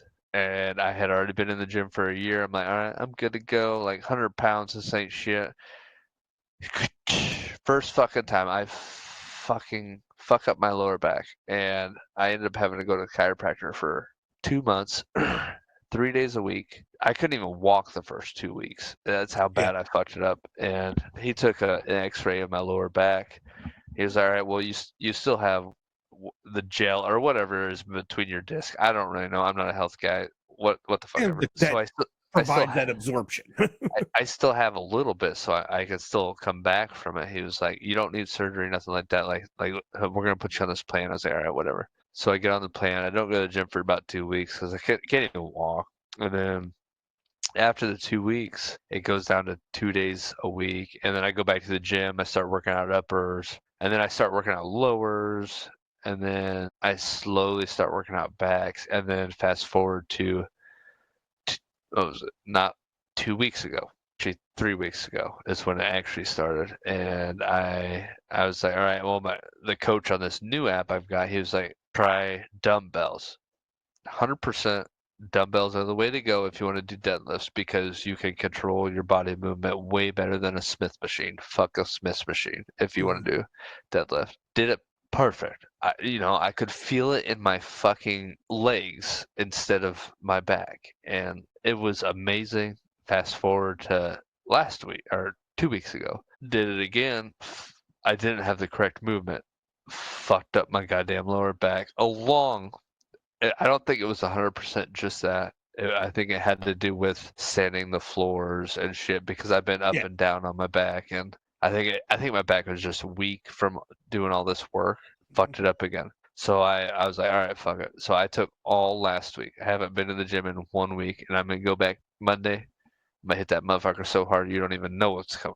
Like, Yeah, that's one thing I used to deadlift back in high school, but because of my accident and having back surgery, I can't do deadlifting anymore. I don't even recommend it. It's like I don't even know why they want to do it. Like, who the fuck cares how much you can deadlift? Like, I don't. You know what I mean? Exactly. And Oh my God.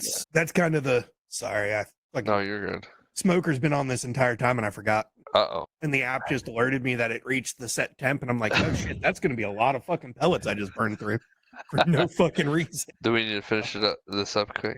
No, I was able to turn it off from my phone. Oh, that's fucking nice. The joys of fucking app control. Again, I am tech guy. Okay. I do want to. I have wondered. This is a question for you. I know this is supposed to be a podcast for me, but I have a question for you. What was that like getting that cease and do not whatever Jedi? I just, for me personally, because I have never asked you, and I want to know. Those are dark days, my guy. I mean, I still call Honestly, you Jedi. I feel like I pissed somebody off because I can go on Twitch right now and I will find at least 30 fucking, if not more, channels that have some kind of Star Wars reference within the name. I just don't understand how. You know what I mean though. Like you had it so long. Like you were literally. And still to this It day. was my fucking Jedi. gamer tag while I was in the fucking military on the Xbox, on PlayStation. Like, I've used that as my online moniker for video gaming since online gaming became a thing with consoles. And then all of a sudden I start earning money. Well, I was also at that time, I was streaming enough to where I was bringing in like $800 a month from Twitch revenue. Yeah. And that also might have played a little bit of a part into it, because I did look into some Disney stuff with that. And Disney has no problem if you use references to their intellectual property as long as you're not making a profit off of it. Would make sense, yeah. But how the fuck do they know? There's so many. They've got fucking people watching that shit, dude. That's crazy. This is how fucking tight-knit companies are. There was one time I decided I was going to try something different with Twitch, or on my Twitch. And instead of streaming a video game, Apple was doing an event to announce some new fucking hardware, some shit, having one of their keynote things that they stream live on fucking YouTube. I was like, well, I'll do fucking stream, and I'll stream their event with my commentary added on top. I had to take a fucking online course for copyright laws. What the fuck? And the video got taken down within 2 minutes of me ending that stream. That's crazy. So these fucking giant companies just have someone watching all platforms at all fucking time. And it's ridiculous. Like, you have that much money you can waste on just paying someone to sit there and just make sure nobody's streaming your shit. Dude, that's fucking nuts. Because, like I said, I've known you as Jedi for the fucking longest time. Well, and the big thing is the pain in the ass with that was, once I had that cease and desist, then now I've got to completely rebrand. I have to get new logos, new imagery, new this, new that. I had to pay someone to do that. Like, when I shared it out on my YouTube and a couple other places for this episode coming up, I spent a couple hours fucking on YouTube just researching fucking graphic design and figuring out how to use fucking it's called Pixelmator. It's an Apple app that allows you to, remove backgrounds and do photo editing and graphic design work from your iPad. I spent probably 6 hours of fucking research just to figure out how to do it so I could create quality fucking graphics. Another thing, research, people. Do your fucking research. So, I mean, it was, honestly, I still, I think back to this day about that whole situation though, and it pisses me off. Like, deep down in me, I just want to like go punch Mickey Mouse in the fucking face. I don't blame you. Because, that was the biggest like go fuck yourself I've ever gotten in my life, was this like, and the thing is, it wasn't even like it was an email. I got a fucking letter in my mailbox. That's crazy. Like a hard copy. How did they know your fucking PO box or whatever? Know your that's address. The thing. When you fill out all the paperwork, when you become a Twitch affiliate, you have to give them your address and all that shit, because now it becomes, you're a 1099 contractor, all that shit. So they just fucking, I guess because of the deal they have, you know, if it's a fucking something like that, they can, and it's public information. I mean, yeah, on Twitch, I went by Jedi Master Squid, but you could trace back Jedi Master Squid to my actual legal name through Yeah. God knows how many different fucking platforms. Now I've just gotten to the point where I don't give a shit and I use my legal name. So, in a lot of things. So it's just, it was heartbreaking because that was, you know, 20 plus years that I had to just fucking up and abandon. I mean, I still have Jedi Master Squid for my gamer tag on some platforms, but Yeah. nothing that's public facing. Yeah, I remember when that happened. That was a big fucking. I was like, what the fuck? There's still, I mean, there's still tons of people that call me Jedi. They don't, nobody calls me Tech. Well, a couple of people do, like Jay and John, they've started just using Tech in certain scenarios. Usually they just call me Joe. But I mean, there's others like most of the crew that left Alpha Nerds that's part of Basement Gameworks now, they call me Jedi still. Do they? But I mean, shit, I was Jedi for years. So Long fucking time. I knew you as Jedi for a lot of it actually. if you go back in DD214 history, the first time I ever was on their podcast, I was on as a guest under Jedi Master Squid as my moniker. Long time ago. That was a fucking, yeah, that was because this October will be 3 years that I've been a full-time host of that show. 3 fucking years. Holy shit! I can't believe it's been that fucking long. Everybody, this was fucking, you know, this is Dickhead. This is what he's been doing. I'm gonna probably go ahead and say we're at that end of the episode at this point. So, like I said at the before we started, if you're up for it, want to throw a final thought out there? Or? Yeah, I mean, I'll try here first. I want to thank you for bringing me on. I know we've known each other for a long time, and it means a lot.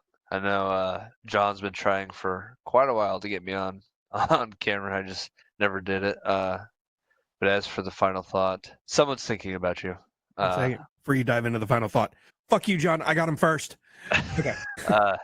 Someone's thinking about you at all times. I know it may seem like you're out there in this world in a black hole and nobody gives a shit about what you're doing or what you're going through, but someone is thinking about you. And as long as those words get across from you, like across to you, not from you, but as long as those words get across to you and you know that there's not just one person, there are multiple people thinking. You've changed so many people. The way people think, the way people walk, just everything. Like you have made an impact on someone. It doesn't even matter. It may be someone you don't even know. You may have held the door open for someone, or someone's thinking about you. And if you're having a rough time, I just don't know if you want to put out a number here, or I don't know if you do that here or not. But I need to get that fucking set up. But I mean, we can go ahead and promote the number. There's a number. I'll be honest, I don't remember what it is right now. You can call or text 988 for the National Suicide Hotline. That's call or text 988. Just know it's not worth it, and someone wants you to wake up and have a better day, and you will have a better day. Alrighty. Well, thank you again for, you know, taking the time to jump in and do this with me. Like you said, we've known each other for quite some time. And it was a blast. Definitely got to start getting together on fucking evenings or something. Throw down on some fucking Fortnite again. Go completely teabag some little kids in Fortnite. We'll use the fucking Master Chief skins, which they're actually getting ready to re-release. So that way we can, you know, be that guy from Fortnite that, you know, anytime I hear a younger generation kid say, and I just want to punch him in the face for it. But it was a great having you here. Great, you know, talking about all the accomplishments and even the failures. I mean, the failures are a huge part of who we are as a human, as, you know, everyday average Joe walking down the fucking street. And for all of the listeners out there, we will be back in a few weeks with episode 3. Episode 3 is going to actually be a lot more intimate than this one. Because the third guest for Flag for Removal is none other than Mrs. Tech, my wife. She has been just dropping earwigs. When are you going to let me come on the show? When are you going to let me come on as a guest for DD214? Shit like that. So I'm going to give her a fucking opportunity. We're going to make her internet famous, people. So definitely stay tuned. It's been real. Y'all have a good one. Stay safe, stay sane, stay in school, don't do drugs. Heck out. Y'all have a good one.